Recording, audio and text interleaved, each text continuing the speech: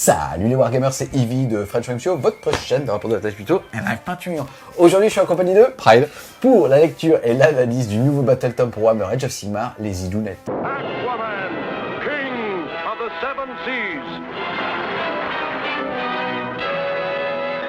On est 8 mois après la sortie de cette troisième édition de Warhammer Age of Sigmar et Game Workshop nous propose ce week-end d'avoir en parallèle les Fire Slayer et les Idounettes pour leur nouveau Battle Tome. Toi, qu'est-ce que tu peux nous dire sur cette faction, d'où elle vient en termes de fluff et justement qu'est-ce qui induisait son gameplay? Alors, en termes de fluff, en fait, à la fin du monde qui fut, donc à la fin de Battle, lors de la campagne de End Times, Slaanesh, qui est le dieu du chaos, on va dire, de la luxure et des excès, a dévoré les âmes de tous les elfes. Donc il s'est fait un gueuleton phénoménal, et il est allé se cacher pour digérer, en fait, toutes ces âmes-là. Et les dieux elfiques, notamment Tyrion, Teclis, Malekith, donc Malérion maintenant, dans Age of Sigmar, et Morathi, qui n'était pas encore une déesse, mais on sentait que ça allait le devenir, parce que c'est quand même elle la meilleure, l'ont retrouvé et globalement lui ont fait dégobiller les âmes elfiques. Voilà. Les premières âmes qui ont été... Parce que ça veut dire qu'ils se sont mis là tous les 5 sur son ventre et ils ont sauté très fort. C'est un peu ça. Elles étaient que 4, parce que Morathi comptait pas encore pour 2. Enfin bref, ils ont ressorti des âmes elfiques, et c'est Teclis qui a eu la primeur de ces premières âmes. Donc c'est les âmes qu'on appelle des Sitaï. Et en fait, il s'est rendu compte que ces âmes avaient quelque chose de perverti. Certainement, parce que digéré par Slaanesh, bon, t'en sors pas tout à fait normalement. Et il a décidé, dans sa mesure très teclicienne, de les éradiquer. Ils s'en sont rendus compte, ils ont essayé de s'enfuir, et pour se cacher le plus loin possible de Teclis, qu'on appelle quand même l'illuminateur, ils se sont dit l'endroit le plus sombre dans lequel on peut se réfugier, c'est les abysses océaniques. Donc ils sont allés s'enterrer très très loin au fond des océans, où ils se sont fait bouffer par toute la faune locale, jusqu'au moment où ils ont réussi à la contrôler. Et donc voilà, ils ont commencé à créer une société d'elfes sous-marins qui vivaient cachés de Teclis et qui a appris à maîtriser la faune et le corail pour créer une cité. Et la malédiction en fait que Teclis avait pressentie chez eux s'est révélée dans le sens où il y a à peine un enfant sur 10 qui naît avec une âme. Les autres, qu'on appelle les Namarti, naissent sans âme.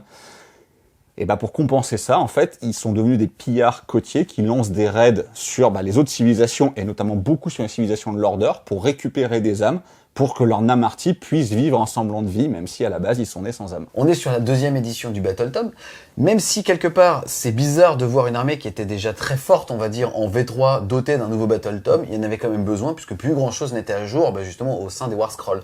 Qu'est-ce que tu peux nous dire sur le gameplay aujourd'hui de l'armée? C'est-à-dire que ça va être destiné à qui? Alors l'armée est beaucoup plus équilibrée dans son gameplay qu'elle l'était avant. Avant c'était quand même une armée de sniping et de cavalerie. Aujourd'hui, c'est la seule petite doléance, les unités emblématiques de l'armée, c'est-à-dire les 2 unités de garde Akelian sur Muren, donc que ce soit les Morsars ou les Ishlen, c'est les unités peut-être les moins jouables du Battle Tome. Donc on est revenu à un gameplay beaucoup plus équilibré entre un tir qui est cohérent, des possibilités d'aligner de l'infanterie, sachant que pendant très longtemps les Thralls étaient totalement injouables, des gros monstres et quand même toujours une grosse capacité de projection en ayant gardé les 2 règles emblématiques, le cauchemar oublié, qui va tuer globalement toutes les gunlines du méta, et ça c'est quand même bien que l'Idonette, qui est un Battle Tome pour moi de sauvegarde contre la dégénérescence du tir potentiel, et garder ce côté garde-fou, si tu veux jouer une grosse gunline, je vais t'enterrer, et on verra beaucoup plus même qu'avant, pour le coup tu prends une gunline avec ça, t'es sûr de gagner, et ils ont quand même gardé la fameuse marée, qui t'induit quand même un gameplay avec encore une fois beaucoup plus de latitude de jeu, parce que énormément des tricks très intéressants apportés par ce Battle Tome là vont tourner autour de cette marée-là. Donc tu peux jouer de l'infanterie, tu peux toujours jouer des grosses unités mobiles de projection volante, mais au lieu de jouer des Murènes, tu vas plus jouer des requins ou des Akelian King ou des Léviadons. Mais si tu veux jouer des grosses phalanges d'infanterie, tu peux parfaitement le faire, ce que tu pouvais pas faire avant. Donc t'as perdu, on va dire, l'ADN ultra spécialisé d'être un vrai scalpel très mobile volant, même si tu peux encore le faire, mais tu peux jouer de l'infanterie, tu peux jouer du tir. Donc Battle Tome très équilibré, à part encore une fois les 2 unités de Murènes et l'unité de Shadespire comme d'habitude, mais tout est très jouable dans le Battle Tome. Il y a beaucoup de réflexion, et effectivement, comme tu l'as dit, avant on commençait à avoir des War Scrolls V3, mais avec toutes les règles de la V2, donc tout un tas de buffs génériques qui faisaient que c'était une armée un peu débile, parce que tout touchait à 2, blessé à 2, tu relançais les 1 à la touche, tu relançais les 1 à la blé, etc. Avec une seule enclave, qui est leur sous-allégeance jouable, qui était Futan. Aujourd'hui, elles sont toutes quasiment jouables, elles induisent toutes des gameplays différents. Des War Scrolls sont meilleurs, mais t'as moins de synergie globale de buff. Donc c'est un BT qui est hyper équilibré et qui est très intéressant. Pour illustrer ce que tu vas nous dire au niveau justement des règles, on va passer aux aptitudes d'allégeance. La première, ce sont les enclaves. Le fait, mais on le fera puisqu'il n'y a aucun malus à le faire, à choisir justement parmi les 6 enclaves, les 6, on va dire, cités, idounettes, justement, qui vont induire un gameplay particulier. Les vraies règles iconiques vont être, comme tu l'as dit aussi, cauchemar oublié. C'est-à-dire que les unités abyssaux idounettes amis ne peuvent être choisies comme cible d'une attaque de tir seulement si elles sont la cible éliminée éligible la plus proche de la figurine attaquante. Ce qui est intéressant, c'est que c'est figurine et pas unité. Ça veut dire que le mec, en faisant des cordons, va être capable d'aller potentiellement quand même tirer sur 2 unités. Ouais, ça règle un peu l'éternel débat de mon unité d'archer, par exemple, elle est séparée entre un Léviadon et un Alopex. Je sais pas sur quoi tirer. Maintenant, c'est éligible, donc faut avoir une ligne de vue, et c'est à la figurine. Donc ça clarifie tous les problèmes. Et encore une fois, c'est la règle garde-fou par excellence contre le tir, plus le rituel qu'on verra derrière qui se combine, qui fait que, globalement, même s'il n'y a plus le nuage de minuit, qui était l'artefact un peu con qui a disparu, les armées de tir ont des énormes difficultés à affronter l'Idonette parce qu'ils n'ont pas le choix des cibles. Et même s'il y a moins de sur-tanking un peu bête comme il y avait avant, c'est quand même une armée qui tank relativement bien. Yes, leur deuxième aptitude iconique, c'est tout simplement la marée mortelle, la marée montante ou descendante. D'ailleurs, ce qui est assez sympa, c'est que pour le coup, le fluff est assez bien fait sur cette partie-là. Ils expliquent justement qu'avant d'envahir, je sais pas, une ville côtière, ils envoient d'abord une forme de météo qui va être un brouillard, il va y avoir un fort taux d'humidité. Résultat, justement, ces créatures qui avaient l'habitude de vivre sous l'eau vont être capables de sortir de terre. Et c'est d'ailleurs ultra violent. Le fluff est super trash. Ah encore une fois, c'est un Battletome Order, mais c'est pas des gentils. Enfin, clairement, c'est des pillards côtiers, limite plus proches des vampires que des City of Sigmar. Et effectivement, la plupart du temps, c'est sur des City of Sigmar qui tombent, et ils laissent derrière eux soit des corps sans vie, soit des corps totalement aliénés, parce qu'en fait, leur magie fait en sorte que tu oublies leur présence, pour que personne ne les découvre. Voilà, donc effectivement, c'est un peu trash sur les raids côtiers. Je sais pas ce qui s'est passé, mais... Mon village a disparu, moi je me rappelle plus de rien, il s'est passé quoi. Voilà. Et t'as cette fameuse Éthermère qui en fait arrive en emmenant dans toutes les créatures abyssales Idonette et repart avec, et c'est très bien fait dans le gameplay aussi. Yes, justement, ça va se traduire. Une aptitude différente de marée mortelle s'applique à votre armée à chaque round de bataille, comme indiqué ci-dessous. En gros, round 1, on va avoir la marée basse.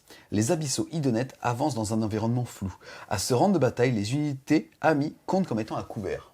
Donc plus en sauvegarde, à moins d'avoir plus de 10 points de vie ou d'avoir fait un mouvement de charge.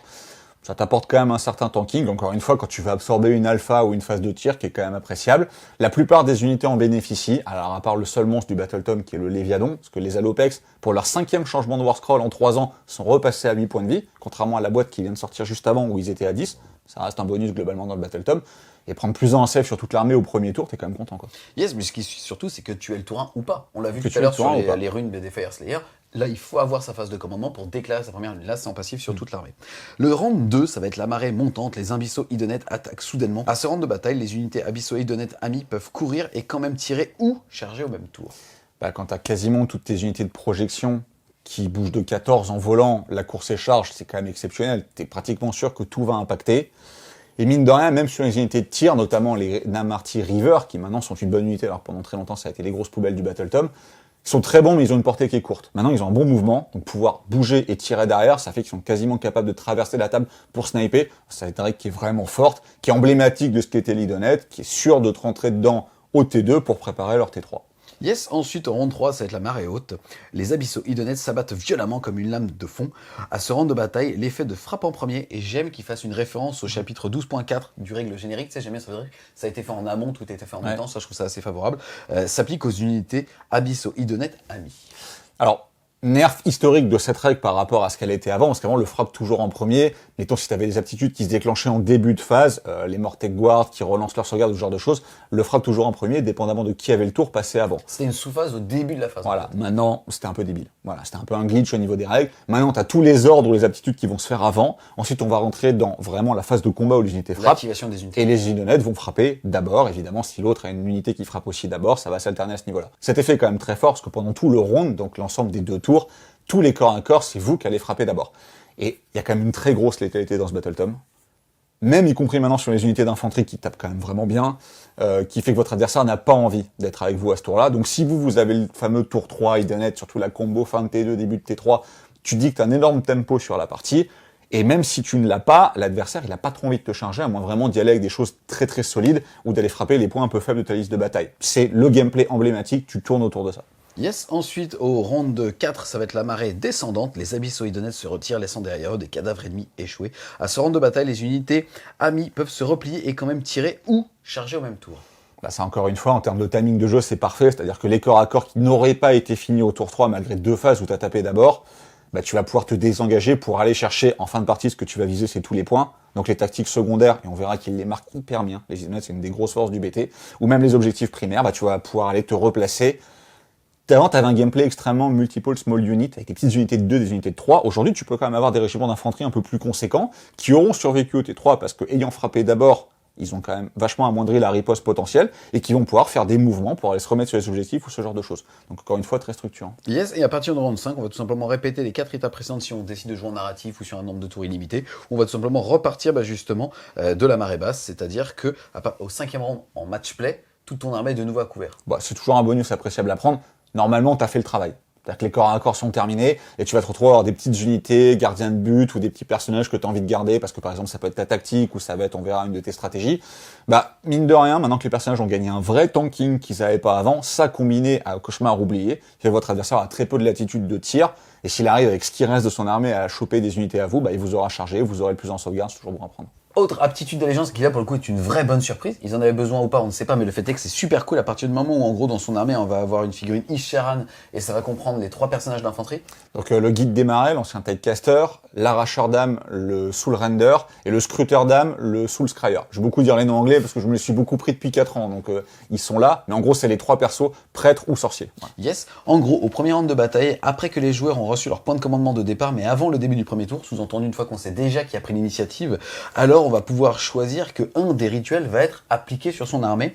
Le premier, ça va être le rituel de la brume rampante, les unités Abysso Idonet Amis qui sont affectées par l'aptitude de marée basse, qui on rappelle était justement d'être à couvert, ne peuvent pas être choisis comme cible d'une attaque de tir, à moins que les figurines attaquantes soient à 12 pouces ou moins de l'unité concernée. Encore une fois, c'est figurines, c'est-à-dire que même une grosse projection de tir, il faut que les figurines tirent, sinon on va les compter et vraiment les autres ne pourront pas tirer. Ouais, c'est en gros t'es une gunline, t'as perdu quoi. Parce que concrètement, le tour 1, faut combiner la cauchemar oublié, t'es obligé de tirer sur l'unité la plus proche. Si t'es pas à moins de 12, tu la vois pas. Et en plus, ils ont plus en sauvegarde. Donc faudrait, par exemple, on pense à des dragons Stormcast qui, eux, ont la projection nécessaire pour rentrer dans ces 12 pouces-là. Sachant qu'après, l'Idonet, ça peut être à lui de jouer. Hein, donc t'as pas forcément envie de le faire tout de suite. C'est vraiment très fort contre les gunlines, mais moi, j'appelle ça le karma bien fait pour eux. Ensuite, on va avoir le rituel du flot montant, ajouter 1 au jet de course et de charge pour les unités Abysso Amis qui sont affectées par l'aptitude marée montante, qui, pour rappel, était l'advance et charge au même tour. Bon, bah donc c'est quelque part, c'est plus 2 en charge. Voilà, parce que t'as plus 1 à la course comme tu cours et charge, et t'as plus 1 à charge. Plus 2 en charge, c'est très bien, sachant que des unités ont quand même encore des bonus à la charge. Pour le coup, les Muren, même si c'est pas les meilleures unités du Battletop, elles ont 1, t'as pratiquement un plus 3. Voilà. Donc avoir course et charge, avec plus 1 à la course, plus 1 à la charge, c'est vraiment fort. Et ce qui est très intéressant sur les rituels, c'est ce que tu as dit, en fait, ça s'écrit pas sur votre liste d'armées. C'est en fonction du match-up, et après le déploiement et la génération des points de commandement, donc même en sachant qui commence, tu choisis ton rituel. Ça te donne une latitude qui est énorme, et ça va aussi faire la différence entre les bons joueurs et les mauvais joueurs qui vont savoir quel est le rituel qui va être impactant sur la partie. C'est une super règle. Ensuite, on va avoir le rituel de vue profonde. Ça va concerner les unités Namarti qui sont affectées par la marée haute. On rappelle que la marée haute, c'est tout simplement tape en premier. Donc voilà. Il va avoir une protection à 5+. C'est sympa comme bonus. C'est cadeau en fait. Alors c'est la première fois qu'on voit une règle générique qui va s'appliquer que sur Namarti, et on va en voir d'autres. Le Battletome te dit quand même, t'as passé 4 ans à jouer des Muren, aujourd'hui tu vas jouer des Thrall, et des Namarti, et des Rivers. Bon, ça se voit avec ce genre de règles. Alors heureusement que c'est pas sur tout le monde, parce que des Léviadons ou des Alopex au tour 3 en Warda 5, ça a peut-être été trop fort. Et là, mine de rien, tu te dis que tes Thrall, au tour où ils vont arriver, un tiers fois plus. Et taper très bien, ils vont tanker un tiers de plus, quoi. Donc ouais, c'est vraiment fort. Yes, ensuite on va avoir le rituel du courant sage d'elle qui fait qu'avant qu'une unité Abysso des amis désengage, en gros, et ça va marcher uniquement sur la marée descendante, donc round 4, c'est-à-dire le tour où on peut désengager et soit recharger, soit tirer. Alors à chaque fois qu'on désengage, on va jeter un dé et sur un 4+, sur l'unité ennemie, on prendra D3 blessures mortelles. Ah, ce qu'il faut noter, c'est que c'est toutes les unités ennemies à 3 pouces, et qu'il reste quand même une possibilité dans le Battletome d'inverser la marée. Et c'est là que c'est super intéressant. Au tour 4 pur, c'est un peu moins utile. Mais imagine-toi, par exemple, tu joues contre de l'Iron Joe, avec des cochons et des mocrechats. Le mec, un bon Iron Joe qu'il est, va te charger avec tout. Donc toi, tu vas encaisser, et à ton tour, toutes tes unités vont se désengager, donc tu vas lui mettre une tonne de BM en zone, parce que tu vas t'arranger avec tes socles pour en toucher plusieurs, et après tu vas recharger derrière. Vu comme ça, c'est très très fort.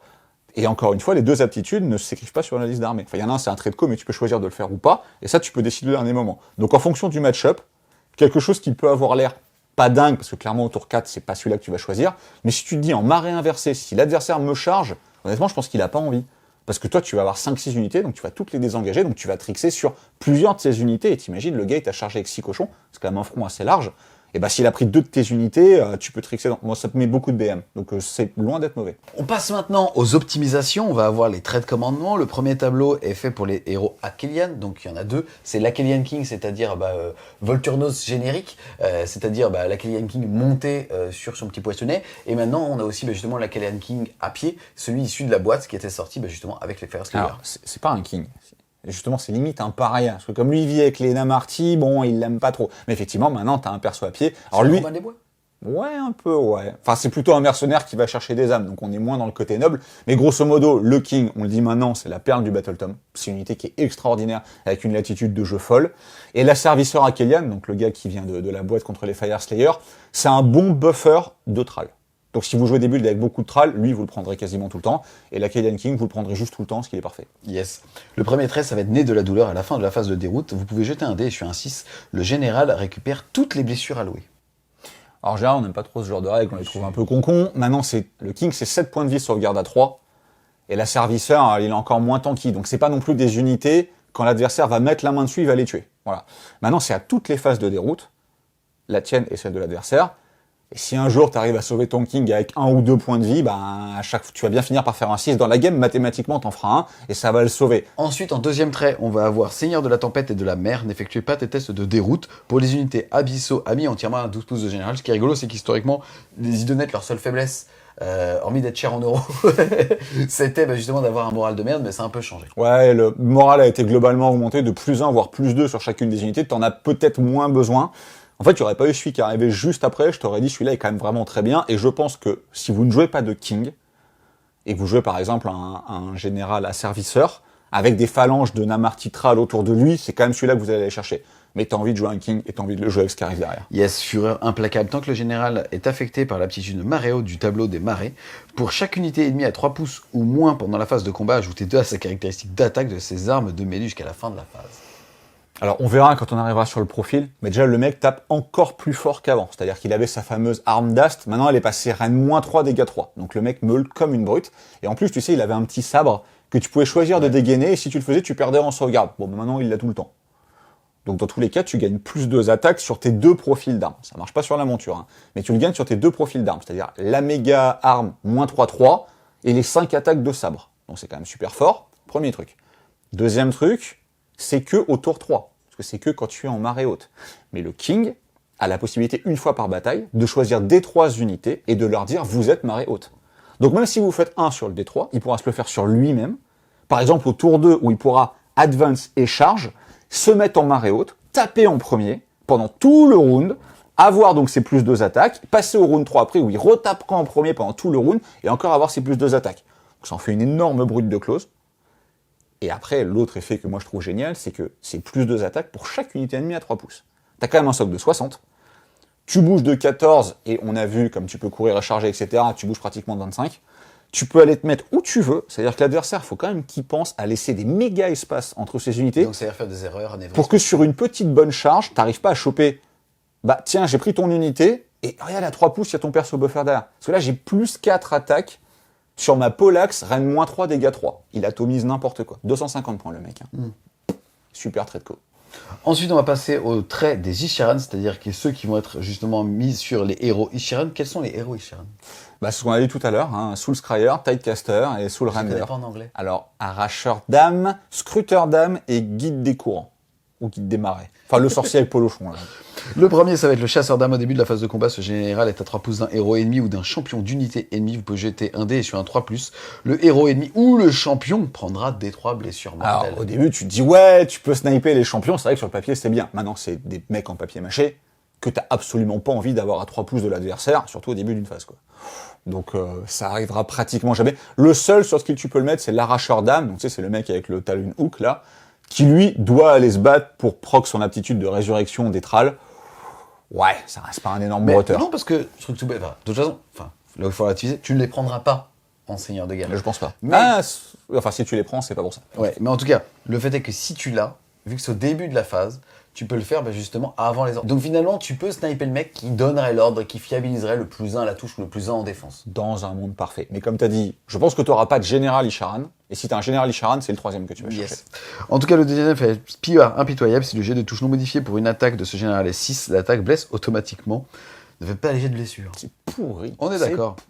Enseignement du tour scroll, donc c'est le troisième. Si ce général est sur le champ de bataille au début du premier round de bataille, avant de terminer l'initiative, vous pouvez déclarer que le tableau des marées est inversé. En fait, avant, tu l'avais sur un personnage qui devait être général pour le faire. Maintenant, c'est un trait de commandement. Ça reste fort. Enfin, ça reste l'optique de te dire, je peux inverser la marée. Maintenant, ça veut dire que tu te prives de l'Achaean King en général. Alors, ça veut dire que tu te prives du trait de co monstrueux qu'on a vu juste avant. L'Achaean King transforme les 2 unités de cavalerie Muren en ligne. Alors, comme aujourd'hui, on en jouera plus, c'était moins grave sur la construction de structure de liste. Maintenant, quand tu vois ce que le mec peut faire, parce que là, c'est la première synergie du King qu'on a vue. Vous verrez à la fin de toutes les synergies, si vous avez déjà regardé la review Firesayer, faut voir tout ce qu'on a dit sur le Game Brass Berserker en 2 fois plus fort ici. Voilà. Le mec coûte 2 fois plus cher, ça tombe bien. Mais voilà, je pense que vous aurez un King en général et vous irez chercher le plus de attaques. Mais cette option existe et c'est une option de choix très impactante au niveau de la création de la liste et de la manière dont vous allez jouer. Je suis curieux de voir ce que les joueurs vont pouvoir faire de ça. Ensuite, on va avoir les traits des Eidolons. Déjà, c'est cool que les Eidolons puissent avoir des traits, ils sont au nombre de 3. Le premier, en gros, fait que l'Eidolon ne sera touché que sur du 3, 4, 5, 6 tout le temps, puisque, en gros, un jet de 1, 2 échouera. En fait, c'est un petit Darlequin.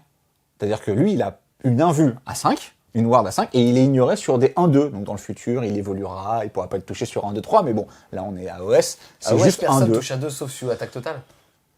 Ouais, mais beaucoup de monde touche à 2 sur attaque totale aujourd'hui, parce que tous les gros persos touchent à 3, voire comme Archaon par exemple, directement à 2. En fait, c'est 16% de tanking en plus. Ça aurait pu être une ward à 5, mais il en a déjà une, donc ça n'aurait servi à rien. Là, si tu veux t'en faire un, on va dire relativement tanky, tu vas ignorer 33% des touches. Et après, comme tu as une protection à 5, tu vas ignorer 33% des blessures. Ça te fait un Eidolon relativement tanky. Mais encore une fois, je pense pas que tu iras chercher un Eidolon général. On va avoir héritage cosmétique. En gros, ça marche pour l'aspect de la tempête. Même si celui-ci n'est pas un monstre, alors il pourrait effectuer quand même des actions monstrueuses.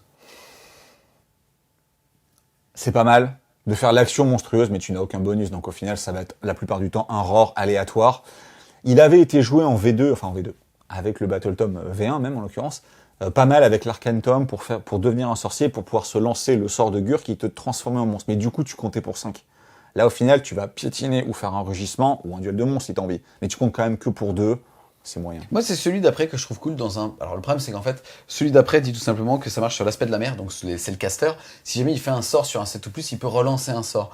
Et là, tu dis que c'est toujours sympa, les aptitudes qui font qu'un sorcier de base, quand on joue qu'un petit format, peut lancer un deuxième sort. Ça double littéralement son capital de sort. Le problème, c'est que, est-ce que tu vas pas vouloir multiplier par 15 la létalité du Seigneur de Guerre en allant chercher tout simplement un Eidolon en petit format? Les Eidolons de la magie, donc l'Eidolon de la mer, est meilleur qu'avant. Parce que c'est un sorcier de niveau 2.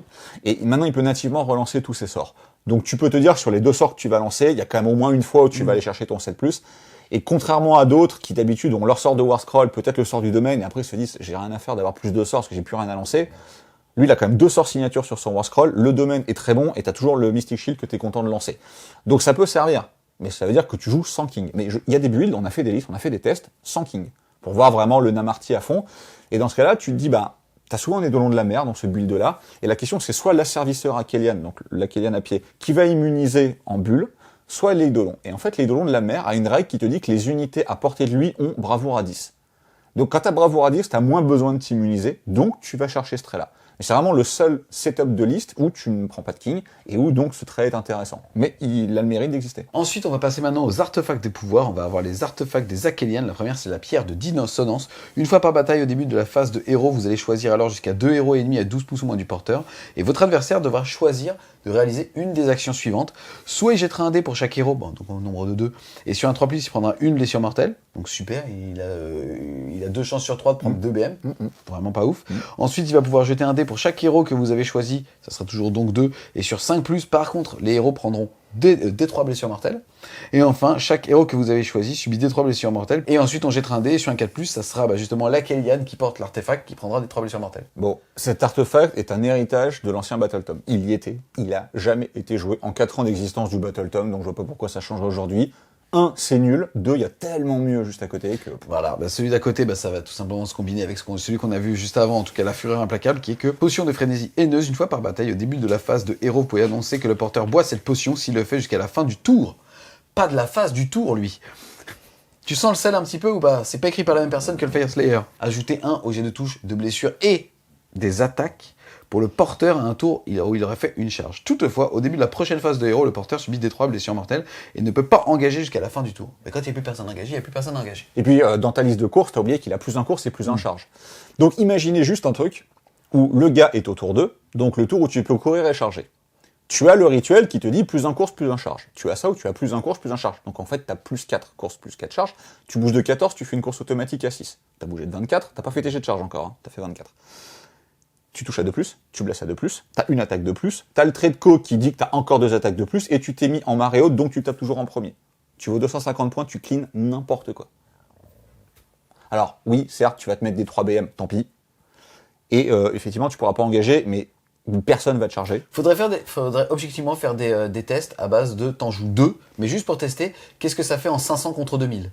Alors peut-être pas quand même, parce que tu peux n'en buffer qu'un. Oui. Le trait de co n'est que sur 1 et l'artefact n'est que sur 1. Mais celui-là, c'est une brute. En fait, c'est la plus grosse létalité ramenée au coup en point. Mais ça t'a pris ton trait de co, tes ressources, il faut 2 CP pour faire cette combo, il faut que le rituel soit au bon tour, mais ça te donne un électron libre qui peut faire 30 pouces, hein, littéralement en volant sur un socle de 60, et qui atomise pratiquement n'importe quoi. Il peut monter à 11 ou 12 attaques, reine moins 3, dégâts 3, 2+, 2+. Infâme. Le dernier artefact, c'est l'armure de Sidra qui fait que si le jeu de touche non modifié pour une attaque qui cible le porteur est 6, alors on ignora tous les effets déclenchés par ce jet. Sur un autre perso, j'aurais dit pourquoi pas, parce que mine de rien, ça évite de prendre des BM ou ça évite de prendre des 6 explosifs, mais bon, enfin, on a vu le trait de co, on a vu l'artefact, je pense qu'on a envie de l'équiper pour qu'il tabasse plutôt que pour qu'il tank. On verra, il y a même un trait de monture qui renforce l'aspect létalité et qui renforce le tanking. Donc tu peux en faire un truc qui tank relativement bien, mais t'as pas envie. Je pense que t'as juste envie d'avoir un truc qui vaut 250 points et qui éclate pratiquement n'importe quoi. Yes. Ensuite, on va avoir l'artefact des Isharan pour les héros Isharan. Le premier, c'est la sensu surnaturelle, souscrit 1 au jet de lancement et de dissipation et de conjuration pour les sorciers ennemis à 18 pouces ou moins du porteur. Ça n'implique bien évidemment pas les idonettes. L'effet est pas mauvais, mais le problème c'est que le perso, en général, il est caché loin derrière, et donc il prend très peu de monde dans son effet, ou alors il prend des gros sorciers qui se sont avancés, type Teclix ou Nagash, et qui s'en moquent du -1. Donc malheureusement, c'est un peu situationnel. Même si en soi, l'artefact est pas mauvais. Un que je trouve game breaker ou game frustration, en fait, encore une fois, à voir. Une fois par bataille, à la fin de votre première phase de mouvement, vous pouvez annoncer que le porteur convoque une épave de sombre mer. Tout simplement, c'est le décor et qui fait cette taille-là. Voilà. Et il sera placé alors entièrement à 12 pouces du porteur et à plus de 3 pouces de toute figurine ennemie, des objectifs et autres, justement, éléments de terrain. Donc, gros garde-fou sur la portée. Mais franchement, je pense que s'il y a bien une doléance dans Age of Sigmar, en overall sur les règles, c'est que Game Workshop n'a pas fait de règles pour les décors. En gros, dès que t'as un mur, il faut l'escalader et ça rend le mouvement complètement pété. Surtout que celui-là, c'est une garnison, hein, donc tu passes pas dessus. Oui, voilà, en plus. Voilà, c'est un mur. Mais je comprends pas. En fait, il y a 2 aspects à cette règle. T'as raison, c'est overfort. Voilà. Et toutes les listes qu'on a faites, toutes, incluent un bataillon Warlord pour avoir un artefact en plus pour aller prendre celui-là. 100% des listes qu'on a fait, c'est beaucoup trop fort. Après, avant, tu pouvais jouer 2 bateaux complets. Donc tous les joueurs Idonette avaient 2 bateaux complets. Aujourd'hui, tu ne peux n'en jouer qu'un. Games t'a donné un mécanisme pas très élégant pour dire tu peux poser ta deuxième figurine que t'as acheté. C'était pas dire oh les pauvres Idonette. Moi, si les pauvres Idonette, ils ont 2 bateaux. J'essaie de. T'es un des premiers en France à en jouer 2 parce que je suis pas de race, les gars. Non, c'est hyper fort. Bah, tout le monde joue un deuxième artefact pour avoir ça. C'est vraiment super fort. Voilà. Après, la règle du bateau, on va en parler maintenant. En fait, quand tu poses l'épave, une épave, hein, tu peux soit la poser en 1, garnison 10, soit en 2, garnison 5. Et la règle de l'épave, c'est que les unités Namarti à portée de l'épave sont protégées par les petits poissons qui vivent dedans et ont une ward à 5. Donc c'est très fort. C'est aussi pour ça qu'on revenait sur l'alpha de tir. En plus, toute ton armée a ward à 5. Voilà. Donc le mec, il te fait rien. Par contre, si un adversaire avance à moins de 3 pouces du décor, les petits poissons ont peur et s'enfuient et tu perds le truc. Ça, je trouve ça génial. C'est marrant, ça. Mais par contre, c'est un énorme bloquant, quoi. C'est-à-dire, on avait parlé un peu des Fire Slayer. C'est pour ça que je te parle vraiment de ces aspects où tu peux fermer la table. C'est une brique, t'arrives, tu mets un parpaing, faut voir la taille du bateau. T'arrives et tu mets un parpaing, et tu dis, tu passes pas. Je trouve ça vraiment, en fait, dommage, parce que Age of Sigmar est un jeu sympa, mais c'est ce genre de manque qui en fait des jeux, malheureusement, où des gens peuvent jouer au con, ou empêcher les belles tables, quand tu commences à mesurer, et ainsi de suite. Il y a trop de trucs qui ne se font pas à cause de ça. Des playtests qu'on a fait, c'est vrai que c'est un fort. Maintenant, c'est quand même moins frustrant que certains effets de décor un peu concon qu'on pouvait avoir avant. Au pire, tu peux toujours le charger. S'il y a des mecs dedans, bah, tu peux charger le décor. Il t'empêche pas de prendre des objectifs, etc. Mais effectivement, oui, c'est un gros parpaing sur la table, quoi. Ensuite, on va avoir le Bernic, le psychophage, qui fait qu'une fois par bataille, au début de votre phase de héros, vous pouvez choisir un héros ennemi à 12 pouces ou moins du porteur, jeter 2d6. Si le jet en pouces est supérieur ou égal à la distance qu'il faut pour aller justement jusqu'à ce que le héros, souscrivez 1 au jet de touche et de blessure pour les attaques du héros ennemi jusqu'à la fin de la bataille. Il est marrant. Ouais, il est marrant sur un Archaon, sur un truc comme ça. C'est vrai que si t'arrives à le faire, ou même sur un Mokresha ou un Kragnos, le genre de pièce que tu vois beaucoup aujourd'hui, il fait un peu la tronche. Maintenant, pour être vraiment fiabilisé, il faudrait que tu sois à 4-5 pouces du mec. Si t'es à 4-5 pouces du mec, avec ce genre de personnage, t'es mort. T'as pas envie de t'exposer, en fait, tes persos. Donc, je le trouve pas fou. Puis encore une fois, enfin, game break ou pas, con ou pas, on a vu celui qui était juste avant. Tu vas pas aller chercher un bataillon Warlord qui va t'imposer de plus jouer en une pause, parce que concrètement c'est ça, pour aller prendre ce truc-là. On est d'accord. Ensuite, on va voir les artefacts des Eidolons. Le premier, c'est la carapace bio-électrique, tout simplement. On va pouvoir sélectionner un héros ennemi à 9 pouces ou moins du porteur, jeter 3d6. Si on est supérieur à sa caractéristique de bravoure, alors le héros va avoir frappe en dernier, mais que jusqu'à la fin de la phase. Ouais, c'est anecdotique. Ouais. Encore une fois, tu vas pas te prendre un bataillon Warlord pour ça, je pense pas. Ensuite, on va avoir les coquillages des songes. Une fois par bataille, au début de la phase de combat, vous pouvez annoncer que le porteur libère le pouvoir de cet artefact. En gros, tout simplement, si on le fait, eh ben alors on ne sera touché que sur du 3, 4, 5. En fait, ils ont remis en artefact la même chose que le trait de commandement. Parce que ça, c'est pour les aides. Donc, ils t'ont dit, vraiment, prenez-le, elle est bien ma règle. C'est-à-dire, soit tu l'as en trait de co, soit tu l'as en artefact. Je pense que tu l'as ni en l'un ni en l'autre. Ils ont fait l'effort de mettre et trait de co et artefact aux Eidolons. Malheureusement, il n'y en a aucun qui sort du lot. Donc... Ensuite, le dernier artefact, ça va être le croc du Kraken. Une fois par bataille, on va pouvoir choisir à la phase de tir une unité ennemie à 12 pouces ou moins du porteur. On va jeter un dé. Si on fait 1, alors le porteur prendra des 3 blessures mortelles. De 2 à 5, alors c'est la cible qui prendra des 3 blessures mortelles. Et sur un 6, la figurine ennemie sera retirée, sauf si elle a plus de 10 PV, auquel cas elle prendra 2 des 6 blessures mortelles. Donc elle sera pratiquement retirée aussi. En fait, celui-là existait déjà en V1, c'est le même. À noter qu'avant, il était porté par les héros Ishara, maintenant il est porté par les Eidolons. Il y a une petite optique où tu peux mettre ça plus un sort de sniping. Et en fait, tu peux avoir un Eidolon de la mer qui soit bouge très bien, soit se téléporte avec le sort d'Estrier des Marais, qui est encore meilleur que ce qui était avant, va arriver et va te lâcher le croc de Kraken plus le sort et peut vraiment casser des cohésions. Donc c'est pas injouable, mais c'est, je pense, quand même assez dur à mettre en place. Il faut un Eidolon de la mer, il faut avoir passé tes 2 spells, plus ça, pas faire un à ce moment-là. C'est compliqué, mais ça se fait. Et après, donc ça c'est, on va dire, la jouabilité classique. Et après, des fois, tu as le 6 magique où tu vas choper un dragon Stormcast dans un pack de 4, éclater celui du milieu parce que tu auras fait plus de 9 sur tes 2d6 et casser sa cohésion, il y a un autre qui va mourir. Des fois, t'as des effets un peu concons comme ça, et en général, les trucs qui proc sur des 6, on n'est pas trop fan. Voilà. Mais des artefacts Eidolons, c'est le plus jouable. Le croc de Kraken a été joué parfois dans des listes de tournois dans l'ancien Battletome, donc pourquoi pas sur celui-là. Yes, ensuite on va passer au trait de monture. Elle s'applique aux Abimars, c'est-à-dire justement aux Dada des Akhelian King ou alors aux Léviadons. Le premier trait va être justement pour les Akhelian King uniquement. Si le jet est pour l'aptitude de corne d'Abimar de D6, alors elle subit des cibles sur morteurs au lieu de D3. Alors en fait, ça c'est l'aptitude de charge, elle n'a pas changé. Quand vous finissez un mouvement de charge avec un Akhelian King, vous allez jeter un dé. Sur 2+, vous mettez D3 BM. Et ben là, si vous faites 6 sur ce dé-là, vous mettrez D6. C'est mauvais. Alors, à noter un truc que t'as pas dit, c'est que ça a été bien clarifié parce qu'il y avait des petits malins qui le comprenaient pas comme ça. Tu choisis un trait de monture pour ton King et un trait de monture pour ton Eidolon. C'est pas, pour ton Léviadon, pardon. C'est pas l'un ou l'autre, c'est les deux.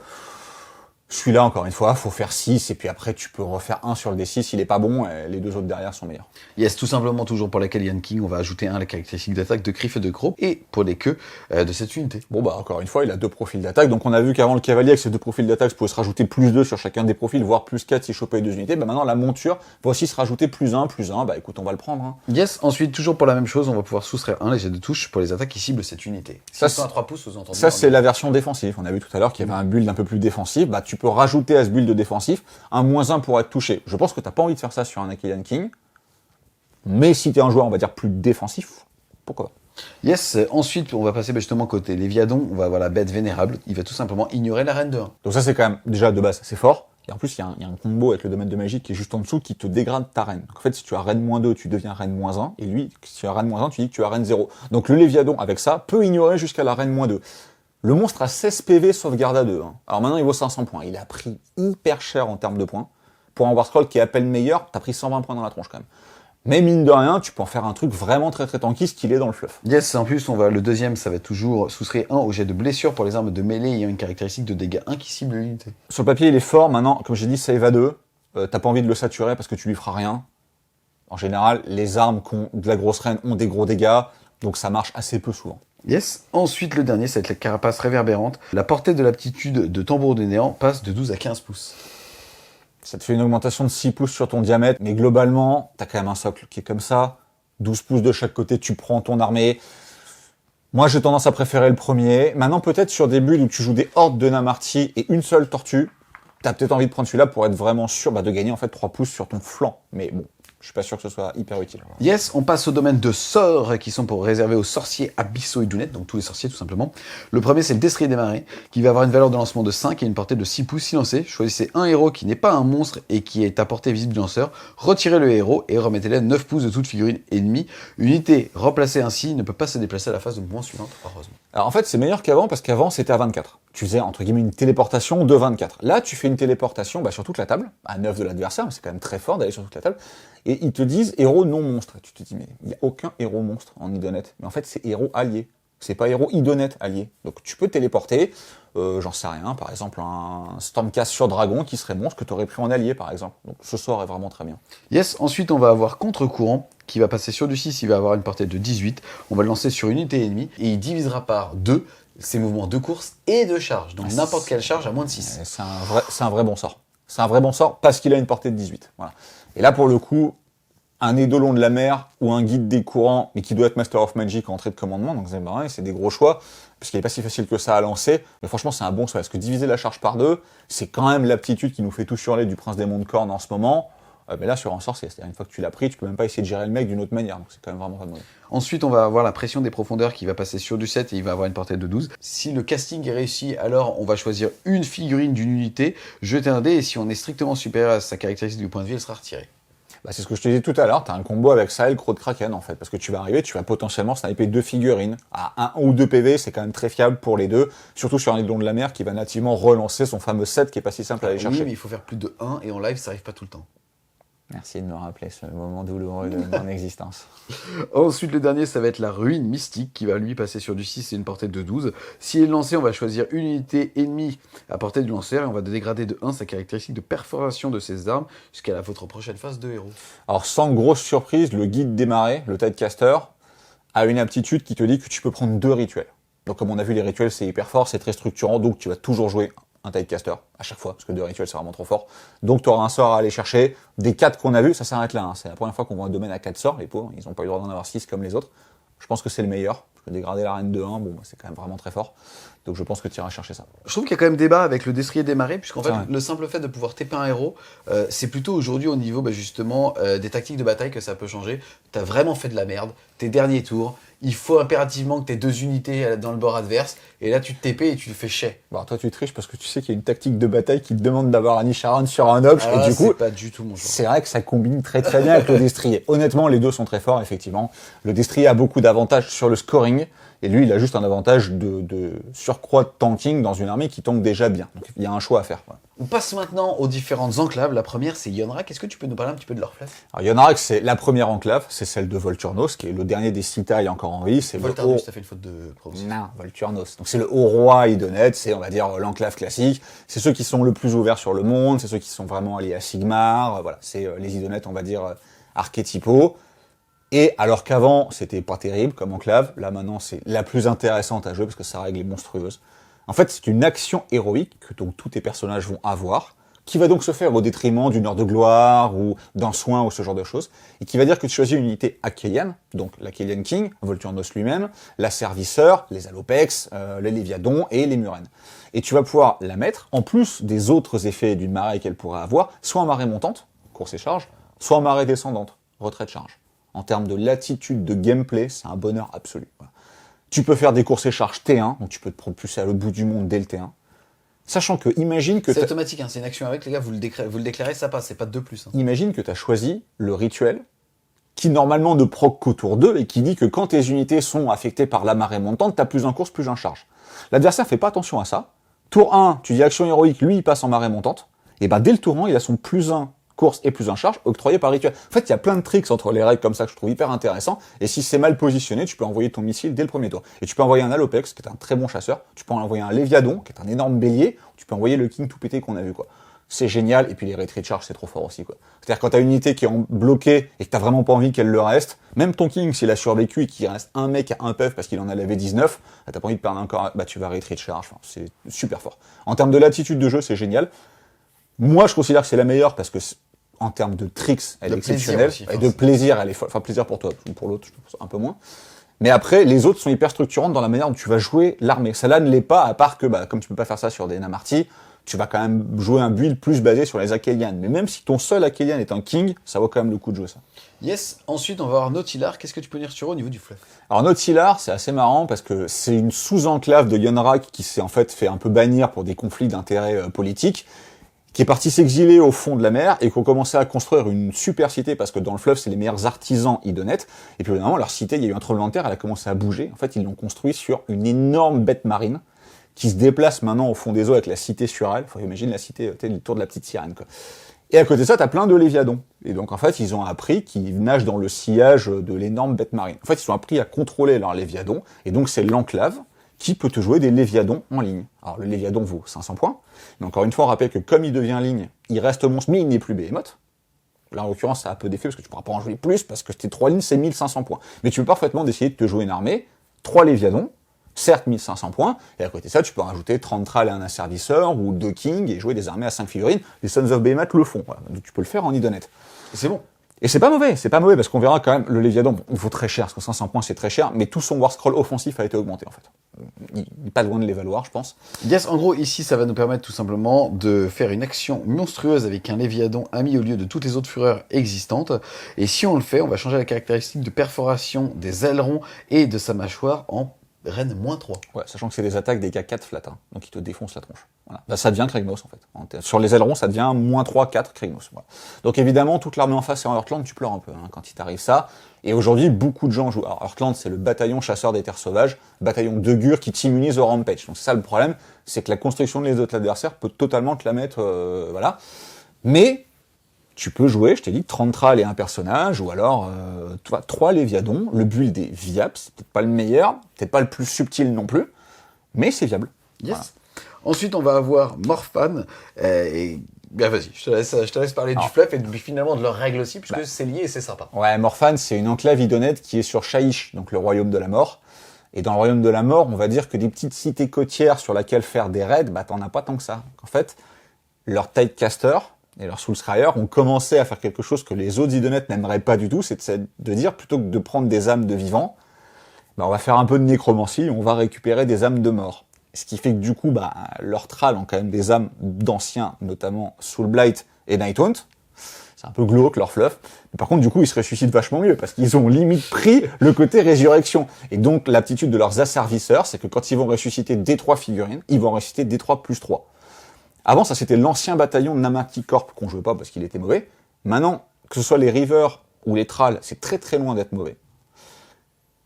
En remontée D3 plus 3 sur l'ensemble de la partie, ça commence vite à être bien. Alors une unité ne peut pas recevoir plusieurs fois le buff, tu peux pas remonter 2D3 plus 6. Mais par contre, si tu as 2 asservisseurs, tu peux le faire sur 2 unités différentes, dans des gros blocs de phalanges de Thrall, c'est pas mauvais. Le seul problème de Morphan, c'est qu'en fait c'est vraiment basé sur les Thrall et leur résurrection, et ta domain qui est encore plus basé sur les Thrall et qui est bien meilleur. Donc je pense qu'encore une fois, on ne reverra pas Morphan. Yes. Ensuite, on va avoir l'iconique Fouettan. Celui que tous les joueurs fluff aimaient, ça a mis beaucoup de monde au jeu, Fouettan. Qu'est-ce que tu peux dire sur eux au niveau de leur fluff? Qui s'est un peu fait calmer, Fouettan. En fait, avant, c'était... Alors, lui, il te transformait ton T4 en T2, donc tu étais en course et charge tout le temps, et c'était le tricks avec la marée inversée. Donc ça, c'est terminé, en fait. Si vous êtes en marée inversée aujourd'hui, vous aurez un premier tour désengage charge. Donc ça ne sert que si votre adversaire est ultra aggro au T1. Qu'est-ce qu'ils ont gagné, Fouettan, qu'est-ce qu'ils ont gagné entre guillemets? Ils peuvent prendre les Alopex en ligne. Alors l'Alopex est une très bonne unité. Le fait d'être une ligne te permet de la renforcer 2 fois. Donc tu peux jouer des régiments de 3 Alopex. Ça c'est quand même bien. Et ils ont une formation spéciale.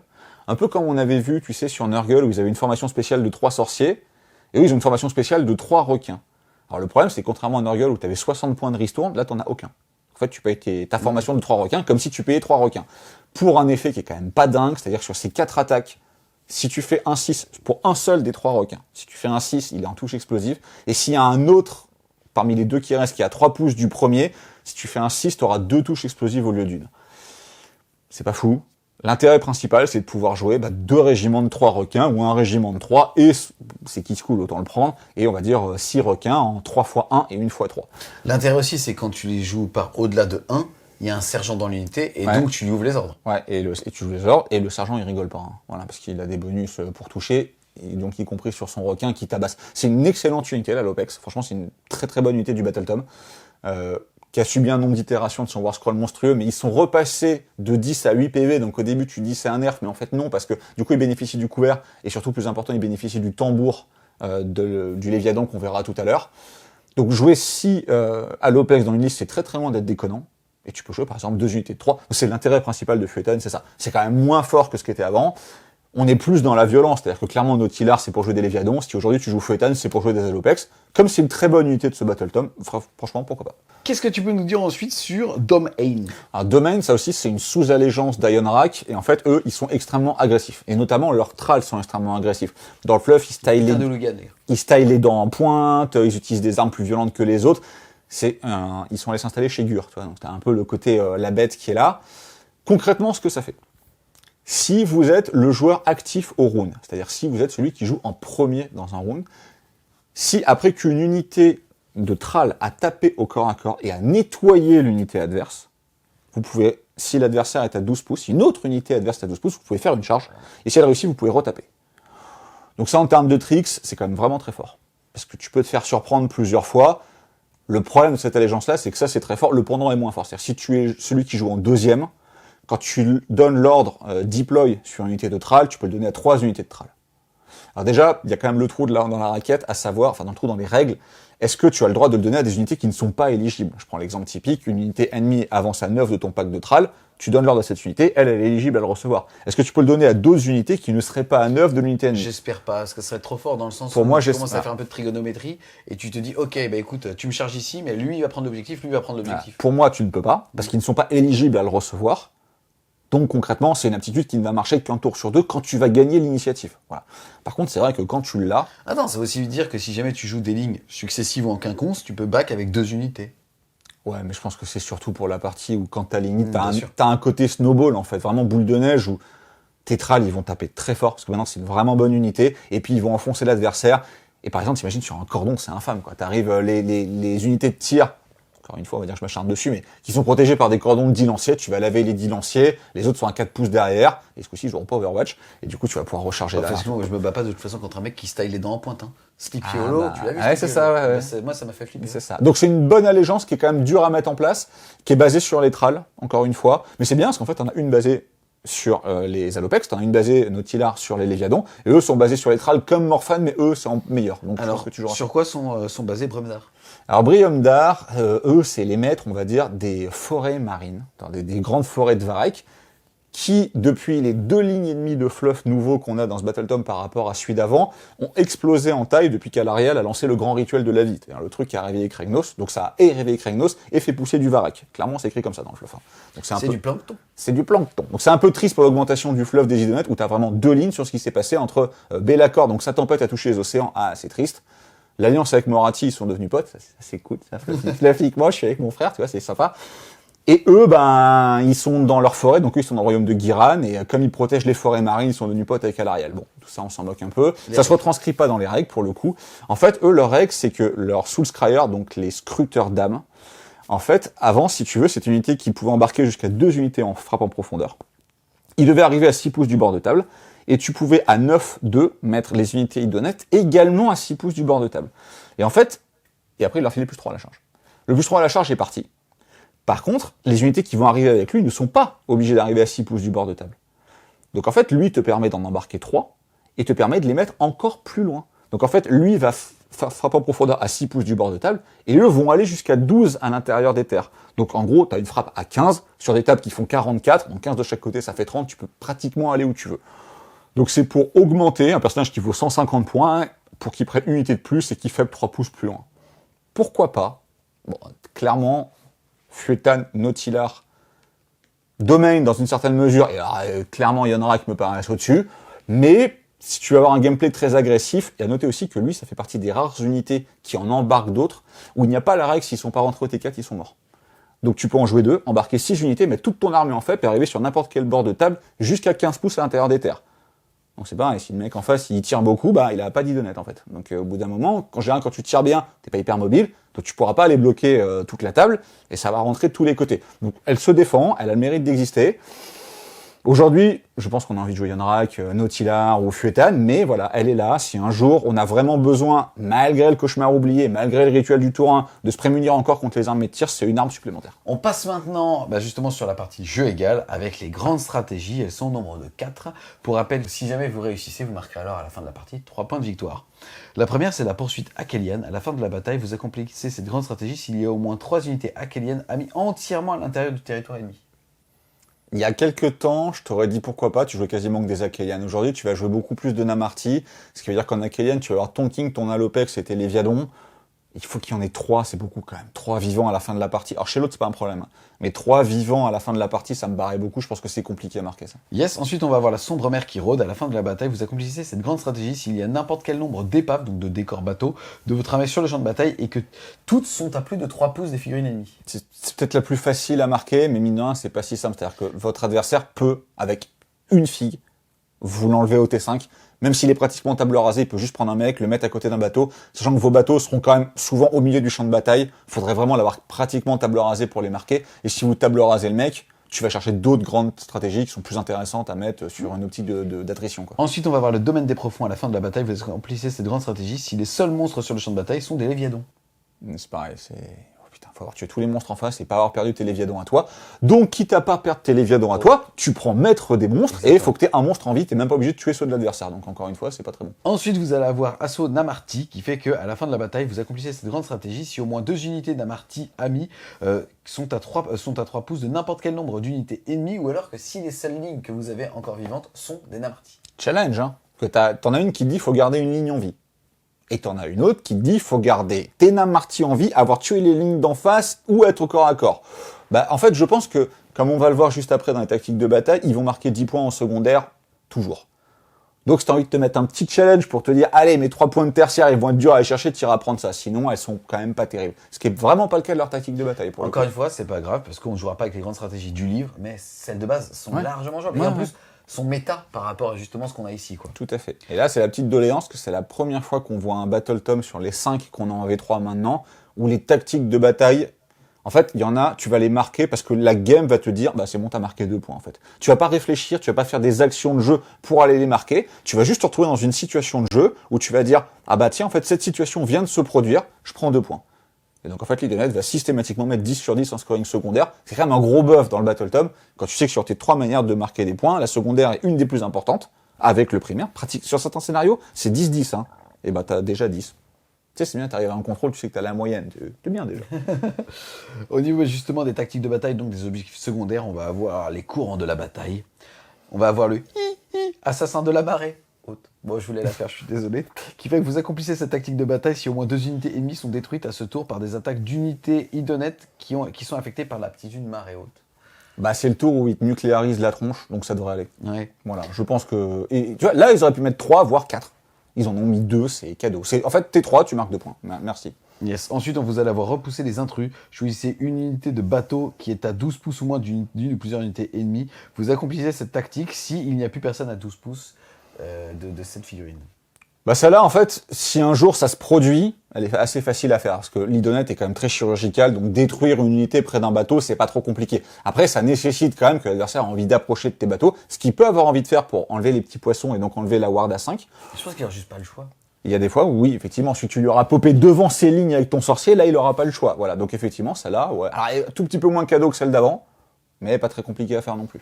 Ensuite, on va avoir la vengeance des Namarti. Vous accomplissez cette tactique de bataille si un héros ou un monstre ennemi est détruit à ce tour par une attaque de Namarti. Bon, si tu joues des Namarti, ils vont péter un truc à un moment ou à un autre. Et en fait, le truc, c'est que les tactiques, on se rappelle, c'est pas quelque chose que tu dois faire au début de la partie. C'est au début du tour. Tu sais que ton unité de Namarti, elle va tuer un sorcier à 5 points ou un pauvre gorgon qui passait là, parce que ça découpe vraiment fort, les Namarti. Ok, 2 points. Ça me fait penser à cette phrase de Star Wars c'est notre spécialité. Ouais. Ensuite, on va avoir Prédateur des profondeurs. Choisissez une unité de l'armée de départ de votre adversaire qui est sur le champ de bataille, qui a une caractéristique de blessure de 8 ou plus et qui n'a aucune blessure allouée au moment où vous choisissez ce secondaire-là. Et vous accomplissez cette tactique si cette unité est détruite par un Alopex. En fait, tu as dans le BT Stormcast la même en assaut draconique. En gros, il faut détruire un monstre à plus de 8 points de vie qui était full PV avec des dragons. Et malgré la puissance des dragons Stormcast, elle est dure à faire. Voilà. Parce que c'est situationnel, parce qu'il faut que l'adversaire, il ait ce type de monstre, qu'il ait pas perdu un PEV avant, sachant que tu tires quand même pas mal, donc des PEV, tu vas en enlever. Si tu décides de le faire, en fait, tu vas y arriver. Si tu as des Alopex dans ton armée et qu'un jour tu vas passer à un pauvre monstre qui remplit les conditions, tu vas aller chercher ces 2 points. Mais c'est quand même vraiment plus situationnel que celle qu'on a vue avant. Ensuite, on va avoir piégé dans les sous-courants. Vous accomplissez cette tactique de bataille si au moins 3 unités amis ont battu en retraite et chargé. Bon, en fait, ça, c'est au T4. Au T où tu retraites charge. T'as 3 unités, ils vont toutes le faire en fait. Voilà. Donc si tu as au moins 3 unités en vue au T4, 2 points. En fait, tu vois, c'est ce que je te disais, tu vas pas jouer pour aller les faire, mais si à un moment il y a une situation de jeu qui fait que bah, tu remplis les conditions, tu vas chercher 2 points. Donc ça, plus toutes les génériques, courir avec 3 unités, en idonette c'est cadeau, hein, courir avec 3 unités, parce que derrière tu joues normalement, surtout autour de... ou alors mettre 2 unités chez l'autre, ça aussi c'est cadeau, tu vois, il suffit d'un Soul Scryer, IFEB c'est terminé, c'est fait. Tu vas marquer tes 10 points. Et le dernier, ça va être résistance Isharan. Quand vous révélez cet objectif tactique de bataille, choisissez un objectif entièrement à l'intérieur du territoire ennemi. À la fin du tour, vous l'accomplissez si vous contrôlez cet objectif et qu'il y a au moins une unité Isharan à 6 pouces au moins de cet objectif. Bah, tu vois, on parlait du destrier des marais tout à l'heure, mais c'est-à-dire que si l'adversaire, il oublie un point, tu t'es pétué avec ton héros, tu prends et le primaire et tu marques ta tactique. Et même sur la fin de partie, c'est quand même des héros qui ont tendance à survivre quand même relativement bien, parce qu'encore une fois, on rappelle qu'on ne peut leur tirer dessus que quand tout le reste des couches d'oignons a été pelé, c'est pas facile, et ben il ira se TP, ou alors il bougera, ça reste des elfes, ça bouge bien. Il suffira que tu contrôles le point, il pourra y avoir des figurines adverses, hein. Tu contrôles le point, tu mets ton sorcier sur le bordure du truc, tu prends 2 points, voilà. Donc encore une fois, celui-là n'est pas très dur à faire. On rentre dans le dur du Battleton, on rentre dans l'eau, avec justement les de long de la Matlan, avec l'aspect de la tempête, c'est-à-dire la version de corps à corps, qui vaut lui 350 points. Alors lui, c'était celui qu'on voyait quand même beaucoup depuis son dernier War Scroll, parce qu'un petit peu dégénéré. On va juste parler de son buff et du nerf qu'il a subi, c'est-à-dire que sa zone dit avant, vous aviez +1 pour blesser. Quand toute ta armée est blessée à 3, tu te retrouves avec toute ton armée qui est blessée à 2. C'était un tout petit peu fort. Petit nerf, en tout cas petit déport de cette règle sur un autre personnage qu'on voyait jamais, mais qu'on verra tout le temps. Maintenant, c'est +1 pour blesser uniquement corps à corps. Alors ça, c'est bien, parce que se faire blesser au tir à 2+, t'as pas envie. Mais le problème, c'est que ça marche pas sur les montures.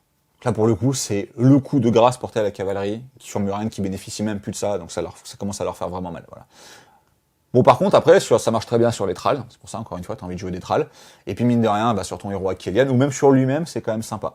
Après, le bonhomme, il a toujours retreat charge, tout le temps, il se heal de D3 quand il fait sa retreat charge, donc il se heal bien, il a un bon mouvement, il a une sauvegarde à 3, il a une protection native à 5, quand il charge, il tape comme une mule, mais à part au tour où l'adversaire charge, bah, il charge tout le temps parce que comme il désengage charge, c'est une bonne pièce. Le problème, c'est qu'il a été EP en points. Maintenant, il vaut 355 points. C'est donc 105 points de plus qu'un King. Et t'as quand même du mal à les justifier, ces 105 points-là, sachant que t'as quand même envie de rentrer des persos au totem, notamment Lotan, le gars avec le poulpe, que personne n'avait jamais vu avant, et qui maintenant a récupéré son ancien +1 pour blesser, générique y compris sur les montures, encore une fois pas au tir, mais sur les montures. Donc en fait je pense que tu joueras King et Lotan plutôt que lui, c'est un petit peu dommage. Maintenant c'est un peu un classic game, c'est-à-dire que quand t'as un kit qui se monte de 2 manières, avant t'avais une option du kit, donc l'aspect de la tempête qui écrasait l'aspect de la mer. Aujourd'hui l'aspect de la mer est à 325 points. Yes. Il a gagné 2 en mouvement, mine de rien, donc il bouge aussi vite que l'autre. Il passe la braverie de tout le monde à 10, c'est quand même assez fort. C'est un sorcier niveau 2, qui peut relancer naturellement pour caster, dissiper et conjurer. Et avant, si tu n'utilisais pas cette relance pour caster, tu pouvais te healer de D3. Maintenant, tu heals de D3 si tu passes un spell. Donc globalement, il est quand même bien meilleur qu'avant. Et en plus, il a quand même 2 sorts signatures, je vais te laisser lire, qui sont vraiment pas mauvais. Yes, le premier, c'est le tsunami de la terreur qui va passer sur du 7 et qui va avoir une portée de 12.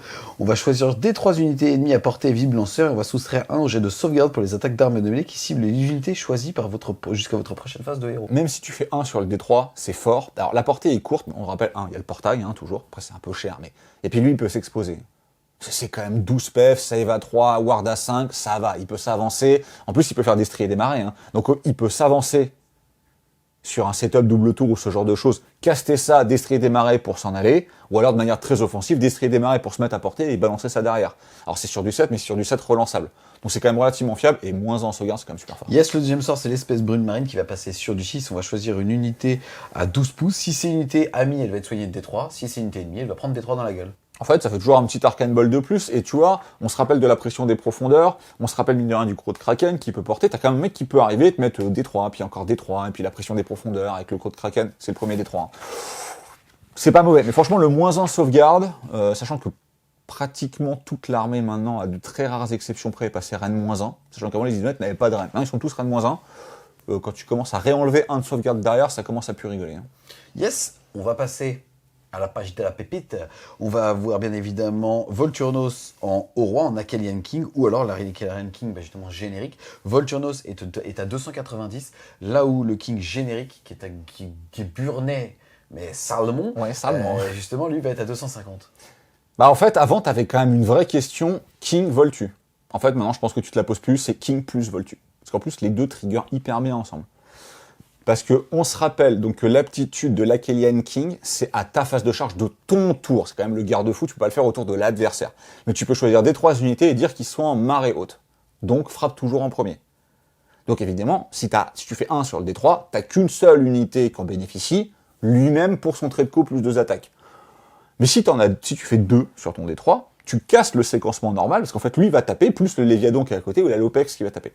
Et en combinaison avec Volturnos n'a plus son aptitude de co, je rajoute une attaque à tout le monde, maintenant c'est une aptitude globale qui peut faire une fois par bataille sans point de commandement, et qui va dire tu choisis 3 unités, et si ces unités sont affectées par la marée haute, et elles ont plus une attaque, bah t'es plus obligé d'attendre le T3 pour le faire, parce que tu peux très bien avoir le King qui charge avec un Léviadon, faire le D3, faire 2, donc dire King et Léviadon passent en marée haute, il tape d'abord, et Volturnos qui est derrière dit bah voilà, je leur ajoute une attaque à chacun des deux, au tour 2.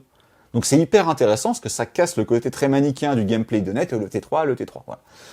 À côté de ça, Volturnos a gardé sa protection, on va dire, à 3. Alors, c'est pas une vraie protection, en fait il ignore les effets des sorts, et pour tous les petits malins qui pensaient que ça marchait pas, des Endless Spell sur 3+, maintenant c'est écrit noir sur blanc.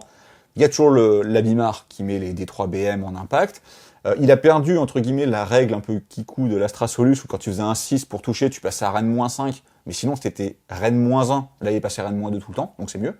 Et il était dégâts D3, il est passé dégâts 3, donc c'est mieux. Il a perdu une attaque dans l'opération, mais il fait quand même plus mal qu'avant. Finalement, tu vas avoir Volturnos dans son rôle de buffer, et ton Roi Akelian qui va être ton chausson à artefact et à trait de seigneur de guerre, pour justement être buffé aussi par en fait, ton Akelian King, il va prendre toutes tes ressources. Pratiquement, il va combiner avec ton rituel, ton trait de commandement, ton artefact, et au moins 1 ou 2 CP. Voilà. Et Volturnos, derrière, 290 points, c'est pas non plus si cher que ça pour un personnage qui se bat bien, qui tank bien, qui a une protection à la magie, qui est quasiment intuable au tir, parce qu'en fait, pour lui tirer dessus, il faut avoir tué tout le reste autour, à cause de cauchemars oubliés. Donc très honnêtement, les deux personnages combinent très bien, c'est des excellents chasseurs qui bougent de 14. Enfin, j'ai une préférence pour le King, parce que encore plus tricky à jouer, mais Volturnos, c'est plus intéressant qu'avant. Il y a une période où tu farmais des CP pour mettre plus 5 attaques à tout le monde, tu rasais tous tes 3. Voilà. Là, tu peux le faire T3, T2, c'est juste plus 1, mais c'est déjà très fort quand tu vois les profils que c'est. Les deux personnages sont vraiment très bien. Voilà. Et le King, encore une fois, pour moi, c'est la pépite du Battletome. On va ensuite passer au guide des courants Isharan qui lui vaut 150 points. Alors c'est quand même un tout petit peu cher. Alors à noter que tous les persos Isharan qui avant étaient quand même vraiment en robe, en tutu, ils sont tous passés save à 4, et ils ont tous récupéré un Feel No Pain à 5. C'est pas dégueu en termes de gain de tanking. Combiné encore une fois au cauchemar oublié, c'est pas facile à aller chercher. Sachant que la plupart du temps, ils vont être dans les bateaux, donc en garnison. T'envoies pas 5 Kinerai pour aller les gérer, par exemple, ça ne fonctionnera pas. Voilà. Et alors lui, je le trouve très fort, parce qu'en fait, il te donne un deuxième rituel. Quand tu commences la game avec 2 rituels, on a vu les rituels, c'est quand même effort et tricky. Je pense que tu as envie de les prendre. Son sort signature est loin d'être mauvais, parce que mine de rien, c'est un -1 touche plus des 3 BM. Donc t'as quand même les 2 effets. C'est un tout petit peu cher, mais c'est quand même un perso qui tank. C'est un sorcier, je le trouve vraiment très bien. En fait, tu le prendras tout simplement pour les 2 rituels, comme tu l'as dit, et le sort, c'est un bonus. C'est ça, je pense que tu le prendras pour les 2 rituels. Ensuite, on va passer à l'Otan qui ne vaut que 115 points. Alors, ils ont harmonisé son profil, parce qu'avant, le poulpe avait tout un tas d'attaques différentes. Bon, maintenant, il a 8 attaques. On s'en fout, c'est pas pour ça qu'on le prend. Avant, lui, il servait pratiquement à rien, c'est-à-dire qu'il te donnait... Il valait rien, il valait 75 points, je crois, de mémoire.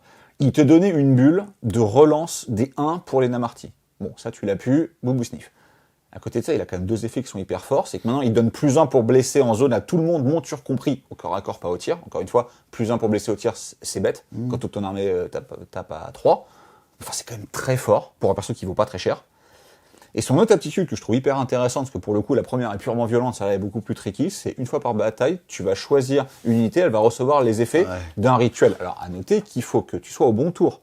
C'est-à-dire, si tu lances, en gros, le rituel de la marée haute sur une unité qui est en marée descendante, ça marche pas. Mais tu peux tricker avec le King, qui peut changer ou rajouter un effet de marée à unité, et tu peux aussi trier avec Yonrak, qui permet, via une aptitude de héros, de changer, tu sais, tu peux quand même aller chercher montante, descendante ou haute avec ces effets-là, et du coup, lui peut réappliquer un effet de rituel. Enfin, en termes de trick, c'est vraiment bien. Comme t'as dit, il vaut rien. Enfin, concrètement, pour un perso totem, il vaut rien. Il tank quand même super bien, parce que lui aussi, il a ward à 5, tout ce qui va bien. Avant, quasiment tout le monde jouait un Eidolon de la tempête pour le plus un bless, mais maintenant, tu vas aller le chercher là-dessus. Tu vas jouer avec son pool, c'est charmé. Ouais, en plus t'as le poulpe. Et par contre, ils ont eu la très très bonne décision de ne pas rajouter ça au tir. Parce que pour le coup, ça aurait été débile. Yes, on va ensuite passer au scruteur d'âme Ishiran qui lui vaut 150 points. Bah lui, pour un, c'est qu'il est un peu cher. Parce qu'en fait, il a encore augmenté par rapport à avant. Il donne plus le plus 3 à la charge, qui te faisait quand même des faibles charges à 6, qui était quand même agréable. Reroll avec l'étendard en plus. Voilà, reroll maintenant, sachant que l'étendard ne reroll plus, il donne plus 1. Bon. La seule chose qui a changé, c'est que, comme je disais, tu n'es plus obligé d'arriver à 6 pouces du bord de table avec les unités que lui emmène. Maintenant, 150 points pour ça, je trouve ça un peu cher. C'est un prêtre. Donc il a accès aux prières, on va dire génériques, parce qu'il n'y a pas de prière, il n'y a pas de bréviaire. C'était un peu décevant d'avoir des prêtres et pas de bréviaire de prière. Donc il a la fameuse malédiction, où en gros tu vas cibler une unité, et sur chaque 6 que tu vas lui faire, tu vas lui mettre une BM, mais c'est à 9. Donc en fait, il faut arriver, comme tu es à 9, double tour, charger, pas trop compliqué à mettre en place. Le heal à coup de D3, voilà, c'est pas fou. Donc globalement, je le trouve quand même un peu cher pour ce qu'il fait, dans une armée où c'est un gros bonus d'avoir ça, mais c'était surtout un bonus parce que plus 3 reroll. Aujourd'hui, quand t'as ni le plus 3 ni la reroll, même si t'as un plus 1, voire potentiellement un plus 2 avec le bon rituel, encore une fois au bon tour, t'as tellement de projections avec cette armée que je pense que t'en as pas besoin. 150 points, c'est quand même cher payé. Yes. Ensuite, on va passer à l'arracheur d'âme Ishran, c'est-à-dire le gars qui va chercher des âmes pour les foutre dans le fion des tralles, qui vaut aussi 150 points. Alors, il leur met dans la tête, je pense, plus que là ou là. Ça dépend des dieux. Alors, mine de rien, il tape un peu, hein, 4 attaques, 3+3+, moins 1, 2, son petit poisson tape un petit peu. Sa règle, c'est que s'il arrive à tuer au moins une figurine, il va pas ressusciter des 3, mais 3. On va voir qu'en Morphane, il a plus 3, donc il ressuscite les tralles par 6. Et l'effet qui se coule qu'il a gagné, c'est maintenant son filet, en fait, il a un filet au bout de son harpon. Ça va lui permettre de slain une figurine une fois, si en fait tu jettes 2d6 et que tu fais plus que ses points de vie. Donc honnêtement, c'est pas mal. Il a un peu monté, il est passé à 120 points. Dans des builds Morphane ou Domain, basés vraiment sur les phalanges de tralles, en combinaison avec un asservisseur à Kélian, tu peux quand même en faire des trucs forts, parce que mine de rien, les tralles peuvent se stacker jusqu'à 3 occurrences de plus 1 à la sauvegarde, peuvent avoir une ward à 5, peuvent avoir un moins 1 pour blesser, donc ça peut devenir des briques, hein, concrètement, pour des elfes en tutu. Quand tu commences à les remonter 6 par 6, pour l'adversaire, c'est quand même un peu pénible. Il n'est pas exceptionnel comme personnage, mais franchement, pour 120 points, il rentre très bien. Son problème principal, c'est qu'à 5 points de moins, t'as Lotan, qui est genre meilleur, voilà, nettement meilleur. Je pense que tu le verras moins. On va passer extrêmement vite sur sa version Shadespire, parce que pour le coup, c'est encore une fois l'incompréhension totale. Yes, Elatan le maudit, ainsi que ses pilleurs d'âme, Teldatain. Donc lui, il va valoir 120, il vaut 210. Donc tu payes 90 points de plus. Pour 90 points de plus, t'as le plaisir ultime de perdre une attaque et de gagner 4 figurines à pied. Alors ok, le prix du charisme est attribué aux crabes, mais quand même, qui n'ont aucune règle. Ils ont même pas, comme la plupart des autres bandes Shadespire, un petit côté bodyguard, ouais, où tu te dis, je vais avoir un arracheur d'âme un peu plus fort, qui au moins va renvoyer les blessures sur... non, même pas. Donc en fait, il est moins bon, pratiquement 50% plus cher, il t'apporte rien, en plus il a le tag Yonra, qui bon ça c'est pas trop grave, mais ça veut dire qu'il est nommé donc pas customisable. Voilà, encore une fois, c'est une petite déception du Blood Shadespire. Qu'est-ce qu'ils attendent, à part arrêter d'avoir la flemme, pour leur rajouter des règles uniques que leur version non nommée n'ont pas? Surtout qu'il y a peu de personnages nommés dans le jeu. Donc en En fait, plus. ça serait trop bien de se dire que tu leur crées un fluff, ou tu utilises un fluff existant, tu les mets à Shadespire et tu les joues là. Mais ils ont des bons fluffs en plus à chaque fois. Mais en fait, la seule vraie bande bien de Shadespire, c'est les hommes bêtes, parce que leur chaman a un sort que personne n'a. Et puis plus un pour blesser, c'est du bon spell. Hein. Mais le reste de l'armée ne l'a pas. Donc eux, ils avaient qu'à lui donner, j'en sais rien, une prière spéciale, ou un artefact, ou un truc. Mais là, en fait, il est nommé, tu peux pas le customiser, il vaut beaucoup trop cher, et le crabe et le poisson ont même pas garde du corps, c'est un peu triste. Yes. Tu veux parler de tristesse? Ouais, un peu là. On va passer à la page, retenez les amis, 91. C'est la page des gardes Ishlaan à Kélian, ou des gardes Morsar à Kélian. Les deux unités sont à 195 points, les 3. Et les 2 unités passent ligne si on a un Akkalian King comme avant. Ouais, ça, c'est quand même ce qui fait mal, parce que j'aime pas comparer les unités des BT entre eux. Parce que t'as quand même des synergies dans certaines armées que t'as pas. Mais on va parler des Morsars d'abord, on va commencer par eux. Faut s'imaginer que 3 Gorgrunta, c'est 170 points, c'est nettement meilleur. Et 5 Blood Knight des Soulblight Gravelord, c'est 200 points, et c'est nettement meilleur aussi. Donc en fait, dans d'autres Battletomes, t'as des unités qui valent le même coup en points, qui sont meilleures. Les Morsars, ils ont commencé quand même à 140 points. C'est les mêmes qu'avant. Voilà. La seule chose, c'est que le profil de la murène a été fusionné et harmonisé, on va dire. C'est-à-dire qu'avant, tu avais des 3 attaques 3+, 3+, pas de reine, dégâts 1, et une attaque 3+, 3+, pas de reine, dégâts des 3. Maintenant, tu as 3 attaques, 3+, 3+, moins 1 des 3. Donc le profil d'attaque est globalement meilleur, statistiquement, sauf quand ils ont le buff de Volturnos, par exemple, parce qu'avant, tu rajoutais 1 aux 2 profils, maintenant, tu le rajoutes qu'un seul. tu n'as plus Fuetan, donc tu ne relances plus les 1 pour blesser des montures, et le buff par exemple de l'Eidolon ne s'applique plus aux montures, donc en plus il faut l'Otan à côté, dans une bulle assez courte. Donc certes tu bouges de 14, certes tu peux courir à charger, tu as toujours tes lances qui passent moins de 2 quand tu arrives, tu peux toujours les décharger pour faire quelques petites BM, mais en fait jamais tu vas les jouer. Parce que 195 points, la Lopex qui est excellent est à 165, à 55 points de plus t'as le King, qui est quand même bien meilleur, on l'a déjà vu, ils sont pas bons, donc ils étaient déjà plus joués. Depuis longtemps, on les voit. On jouait les Ishlaen en fait de défense. Voilà, on jouait les Ishlaen, et alors le problème c'est que les Ishlaen, déjà, elles sont à 195 aussi, donc elles sont pris tarif. Alors certes, maintenant, le nouveau profil de la monture est meilleur. Ils ont gagné Rennes-1 sur leurs attaques aussi. Alors le gros nerf, en plus du up énorme de points qu'ils se sont pris, c'est que maintenant ils sont éthérés. C'est-à-dire qu'en fait, avant, ils ignoraient la reine, donc ils pouvaient se stacker tous les bonus de la Terre.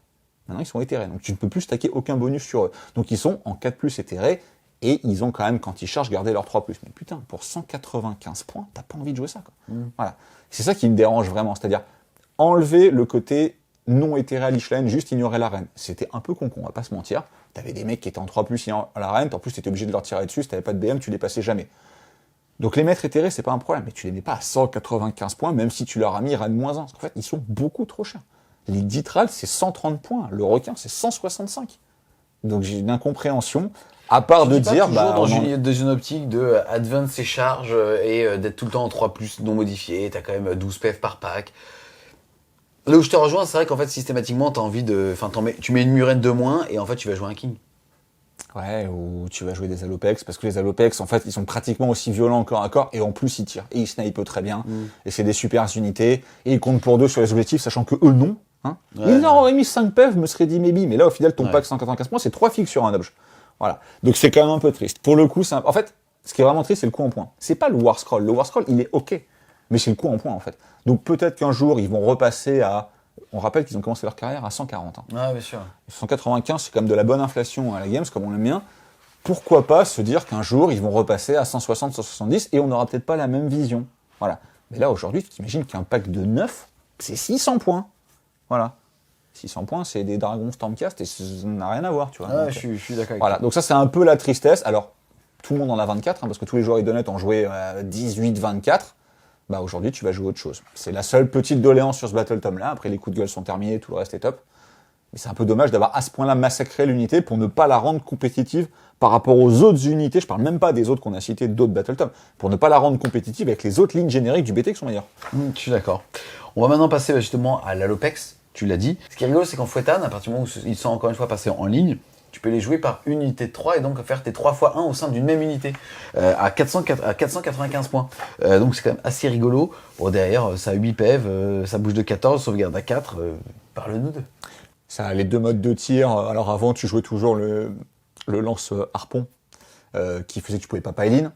Aujourd'hui, en fait, tu es obligé d'équiper l'unité avec la même configuration d'armes. Donc en fait, si tu en joues 3, tu joues pas de filet, parce que c'est quand même très dommage d'empêcher 3 fois la même unité de Pailin, ou même de splitter tes tirs. Mais pas un, ça se joue encore. Mais maintenant, ils ont le tir quand même. Alors ça a commencé, c'était 3+, pas de reine dégâts 1. Maintenant, c'était 3 tirs. Maintenant, c'est 4 tirs, toujours 3+, et c'est terminé les relances D1 et les plus 1 pour blesser et tout ça. Mais c'est quand même 3+, moins 1 des 3. Donc ils ont pratiquement doublé leur létalité au tir, à 24 pouces de range. Donc c'est-à-dire que le pack de 3 requins, il te met quand même 12 tirs. 3+, moins 1 des 3, hein, donc ça tabasse vraiment fort. Au corps à corps, c'est toujours aussi bon, avec des attaques qui sont reine -2, qui sont dégâts 2, qui ont des bonus, tu sais, c'est des requins, ils sentent le sang, si l'adversaire a eu une perte ou un PV, tu gagnes des attaques supplémentaires sur tes morsures. L'équipage qui a quand même 6 pains en 3+, a lui aussi gagné reine -1. Voilà. Ça, bon, lui, il a pas pris 30 points comme les Ishlaen, tu vois, lui, il est resté normal. Donc honnêtement, ils ont perdu 2 PV, certes, mais tant mieux, parce que maintenant, ils bénéficient du tambour, du Léviadon, et ils rebénéficient du couvert. Donc, quelque part, au tour 1, plus 2 en save, et aux autres tours, plus 1 en save. Donc ça veut dire que les mecs sont à save à 3, sans avoir commencé à claquer le moins de horde, le moins de bouclier mystique. Super unité, extrêmement bon chasseur, ça se faufile n'importe où par 1. Par 3, c'est un énorme marteau qui enfonce quand même vraiment beaucoup de choses. Quand ils ont le plus d'une attaque de Volturno, ça commence à être la folie. Et tu sais, c'est le genre de pack sur lesquels tu peux trier, tu peux les mettre en avant de ses charges dès le tour 1, les trucs bougent de 14, ça vole. Ils ont les bons mots-clés en fait du Battle Tome. Ils ont une cohésion d'unités comme les dragons Stormcast à 3 pouces. Ils sont à Kellyan, c'est vraiment une super entrée. Yes, on va maintenant passer à une surprise, c'est quand même le Léviadon à Kellyan, c'est-à-dire la grosse tortue, qui est passé, comme tu l'as dit tout à l'heure, à 500 points. Il a pris 120 points dans la tronche quand même, hein. C'est-à-dire qu'avant il était à 480. Mais il est encore jouable, largement même. On savait que le harpon, qui est le même que celui des Alopex, qui était des gains, allait passer des 3, parce qu'il est passé des 3 sur les requins, c'est littéralement la même pièce sur les kits. Donc il savait qu'on allait passer des 3. On a eu la bonne surprise de voir que son équipage est passé à Rennes-1 aussi. Maintenant, il a perdu ses touches d'impact. C'est-à-dire qu'avant, il pouvait te faire touche d'impact plus piétinement. Maintenant, en fait, ses touches d'impact sont devenues un meilleur piétinement. Mais encore une fois, si le mec est en Heartland, si le mec est un monstre, ça marche plus. Donc, ce qu'il a gagné en létalité avec la Rennes-1 de l'équipage, il l'a perdu sur les BM qui met plus à l'impact. Et à côté de ça, c'est le même qu'avant. C'est-à-dire qu'il a toujours le même tableau dégressif assez fort où le tableau dégressif commence à 9 PV enlevés. Il a toujours sa sauvegarde à 2. On a vu qu'il y avait quand même des bons traits de monture à lui mettre dessus. Enfin, maintenant, 500 points, prendre 120 points dans la tronche, c'est un peu violent. On se rappelle que le mot crochat, c'est 480. Et c'est pas un bon crochat. Voilà. C'est une bonne unité, c'est un bon monstre, mais c'est pas un mot crochat. Voilà. Alors tu vois, c'est rigolo parce que dans une optique solo, ok, tu peux buff. 2, non, mais en fait, si, tu peux, en fait, en gros, tu peux faire vraiment des listes qui tournent autour de cette unité. Ah bah tu peux en jouer 3. Hein. Voilà. Après, là où il est très fort aujourd'hui, et c'est peut-être aussi pour ça qu'il a monté, c'est que ses effets de buff, donc on rappelle, il rajoute plus en sauvegarde autour de lui à tout ce qui a moins de 8 points de vie. 8 points de vie ou moins. Donc le king et les requins en bénéficient, alors qu'avant les requins à 10 n'en bénéficiaient pas. Et il rajoute plus 1 pour toucher si la cible des attaques des Namarti est à moins de 12 pouces de lui. Comme lui il fonce de 10, qui peut courir et charger, tous les tricks qu'on connaît, il arrive quand même très vite au corps à corps. Avant c'était anecdotique parce que les tralls t'envoyaient pas, c'était mauvais. Maintenant les tralls c'est très très très loin d'être mauvais. Et donc là rajouter un plus 1 pour toucher natif en bulle autour, c'est fort. Je pense que c'est principalement pour ça qu'il a monté. Maintenant 120 points dans le pif, pour gagner 1 en rend, perdre les touches d'impact et passer D3 sur ses 8 tirs, c'est un peu cher payé. Mais encore une fois, le war scroll est bon, et un coup en point, c'est très bien que ça s'ajuste avec un manuel du général, une FAQ, ce genre de choses. Mais en jouer, enfin c'est clairement pas déconnant. Je t'ai dit, même en auxiliaire, d'en jouer 3, c'est clairement pas déconnant, parce que t'as quand même vu le profil d'attaque des ailerons, quand ça passe Rennes-3, ça tabasse vraiment très très fort. Donc c'est une bonne pièce, un peu trop chère. Yes, on va maintenant passer aux asservisseurs Akhelian, qui lui est à 110 points. Bah, c'est le personnage de la boîte qui est sorti, donc c'est un Akhelian à pied, qui se bat correctement au corps à corps. Alors c'est à noter que c'est le seul perso qui n'a pas Ward à 5, le seul perso à pied, parce que lui il n'y a pas de petits poissons pour le protéger. Samurai met des petits coups de niaque, mais c'est pas exceptionnel. Par contre, lui, il a ce qu'on appelle des stances, enfin des postures de combat, dont il va bénéficier lui, ainsi qu'une unité Namarti à côté de lui, et t'en as quand même des super forts. T'as la relance des 1, le 6 explosif. Alors, c'est dommage parce qu'en fait, c'est 2 fiabilisateurs de touche. Ça aurait été peut-être plus sympa qu'ils te mettent un fiabilisateur de blé pour que t'aies des vrais choix à faire. Le 6 explosif est statistiquement un tout petit peu meilleur que la relance des 1. Et par contre, t'as le moins 1 pour blesser. Ça, pour le coup, c'est vraiment super fort. Parce que comme je disais, les tralls ont quand même une bonne sauvegarde. Le Léviathan peut leur mettre plus 1, un couvert potentiel peut leur mettre plus 1, un bouclier mystique peut leur mettre plus 1, un défenseur avec peut leur mettre plus 1. Donc les mecs, ils peuvent aller jusqu'à ignorer la reine moins 4. Quand en plus, tu leur mets moins 1 pour blesser, t'en sors plus quoi. T'en sors plus, par contre, eux, ils te sortent. Ensuite, on va passer justement aux lignes génériques avec les Zilotes Namarti. Les fameux tralls dont on parle, 130 points. C'est-à-dire, aujourd'hui, tout augmente, ma brave dame, mais surtout les coups en points à OS, tu vois. Et eux n'ont pas bougé. Voilà. C'est-à-dire, ils sont toujours, entre guillemets, aussi peu chers qu'avant, et ils ont gagné un truc, mais ça change tout, c'est ils sont passés à range 2. Voilà, ok. Donc maintenant, ils ont tous les bonus qu'on a vus avant. Pour expliquer, c'est que c'était la première infanterie du jeu quand elle est ressortie à être sur socle de 32 et plus de 25. Ouais. C'est pour ça que ça avait marqué Pride à l'époque. C'est qu'il y avait des trucs qui tapaient. Enfin, quand on tape à 1 pouce, on pouvait taper sur 2 rangs, eux ne pouvaient pas. Ouais. Alors maintenant, en étant sur socle de 32 mm, ils peuvent taper sur 2 rangs. C'est-à-dire qu'en fait, le pack de 10 en 2x5, donc il y a une empreinte au sol qui est pas énorme, qui se faufile bien, qui peut se stacker un nombre de bonus à la save assez impressionnant, comme on vient de le dire. À portée d'un bateau, ils vont avoir une ward à 5. Et tout le pack va te taper.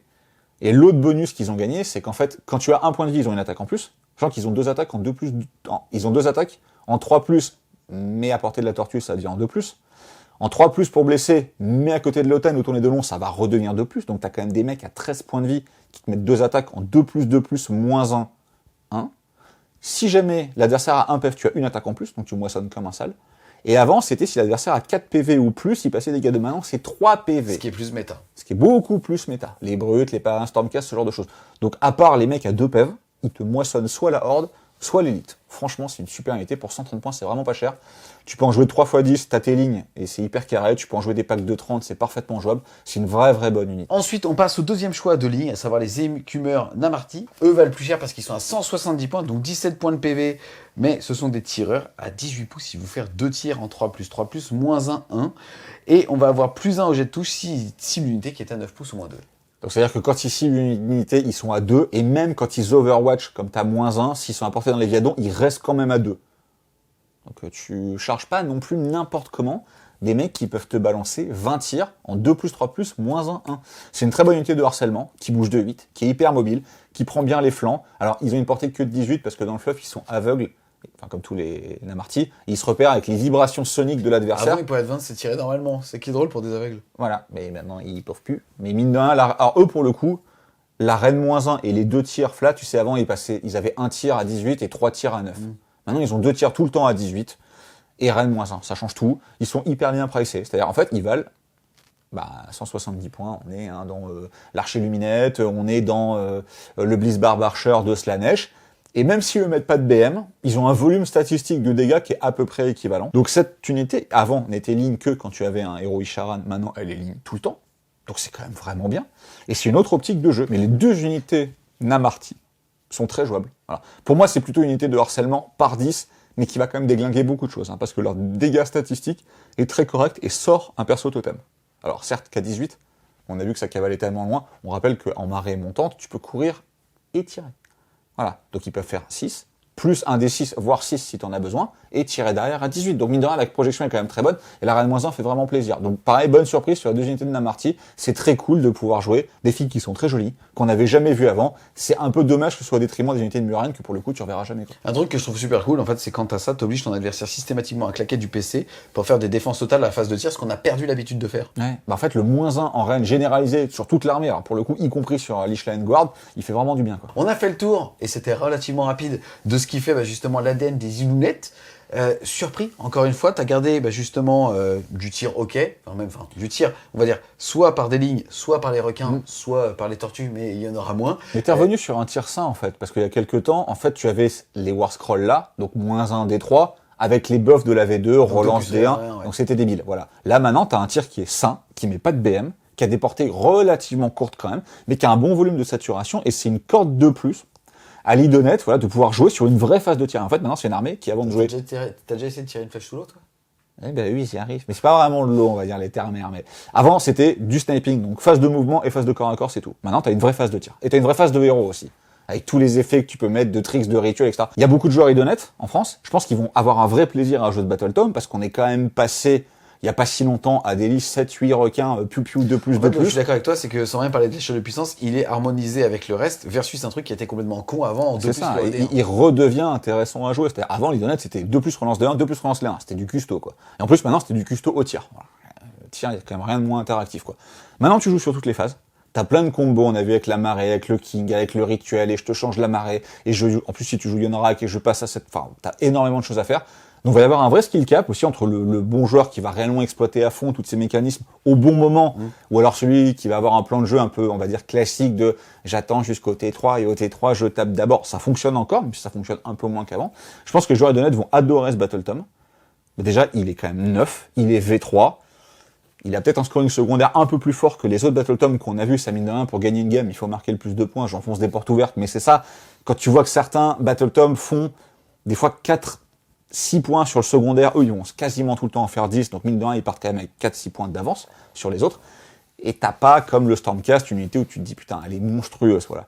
Puis au moins quelqu'un qui veut se lancer de l'illuminette, il a plus qu'à claquer 40 balles et plus 150 pour pouvoir jouer à son jeu, quoi. C'est vrai que t'es plus obligé de te trimballer avec le Broken Rim Bellacore, la moitié des facs de games, etc. Tout est neuf, mais honnêtement tu peux jouer beaucoup de choses. Ce que j'aime bien moi c'est que vraiment tout est jouable à part les Muren, et c'est dommage. Moi, mais t'as 27 murs. Mais c'est ça, puis c'est surtout que je trouvais ça joli, ça faisait la cavalerie, il n'y avait plus de bretonniens, il n'y avait plus tout ça. Mais au moins, ça va favoriser les joueurs qui aimaient cette armée et qui avaient aussi les tralls. Ouais. Et ça manquait, quoi. Ouais, je pense que les boîtes de tralls qui se vendaient moins bien vont un peu plus se vendre maintenant. Mais de toute manière, si t'as une collection globale d'idonnettes, faut pas être si catégorique sur les unités de Muren. Certes, elles sont en dessous aujourd'hui, mais encore une fois, c'est pas le War Scroll. Le Morcer, c'est un peu le War Scroll, mais Lichlen, c'est pas le War Scroll. Le War Scroll est bon. C'est le coup en point qui est pas bon. Si tu reviens au coup en point qu'il avait il y a une semaine, tu peux à nouveau les jouer. Voilà. Mais franchement, pratiquement tout est viable. T'as plein de personnages que t'as envie de rentrer, t'as plein de tricks à faire. L'armée vaut cher, encore une fois. Je parle pas en euros, mais je te parle en coup en point. Donc t'as encore une fois des choix à faire. Mais c'est une des armées, pour moi, les plus intéressantes parce que ma petite doléance aujourd'hui sur AOS, c'est que tu as 3 ou 4 menaces par liste. Eux, ils peuvent parfaitement t'aligner sur toutes les listes qu'on a faites. Tu avais 6-7 menaces. Alors, c'est pas des menaces type 3 cochons, mais ne serait-ce qu'un Alopex, c'est une menace dans le jeu quand tu le joues bien. Donc, c'est une armée qui offre plus de menaces, et dans un échange de ressources ou de trading avec une mobilité exceptionnelle, du vol partout, des faibles, ce genre de choses, reste toujours très agréable à jouer, et pas frustrante à affronter parce que t'as pas des unités beaucoup trop fortes. Et rentabiliser un Léviathan à 500 points, ou tu vois, ce genre de choses, c'est difficile. Bon, après, par-dessus tout, moi j'adore le nouveau King, pour le coup peut-être un peu fort, je le trouve super. Mais tu mets toutes les ressources du Battletome dessus, quoi. Yes, et c'est cool parce qu'en fait, encore une fois, tu peux tourner tout. C'est-à-dire qu'en fait, tu peux avoir 2 kings, 3 tortues, tu peux avoir central quasiment sur la Ouais. table, tu peux vraiment tout faire. Et ça, c'est vraiment cool. Un grand merci à toi, justement, d'être venu nager avec moi. En eau trouble. On espère clairement que vous avez aimé cette vidéo. Si c'est le cas, n'hésitez pas à mettre un gros pouce bleu dessus, à la commenter, à la partager. Si vous voulez continuer de supporter French War Game Studio, n'hésitez pas à aller faire un tour sur son Tipeee, le lien sera en description. Et c'est important, ça nous fait respirer sous l'eau. Et on vous dit À plus les Wargamers.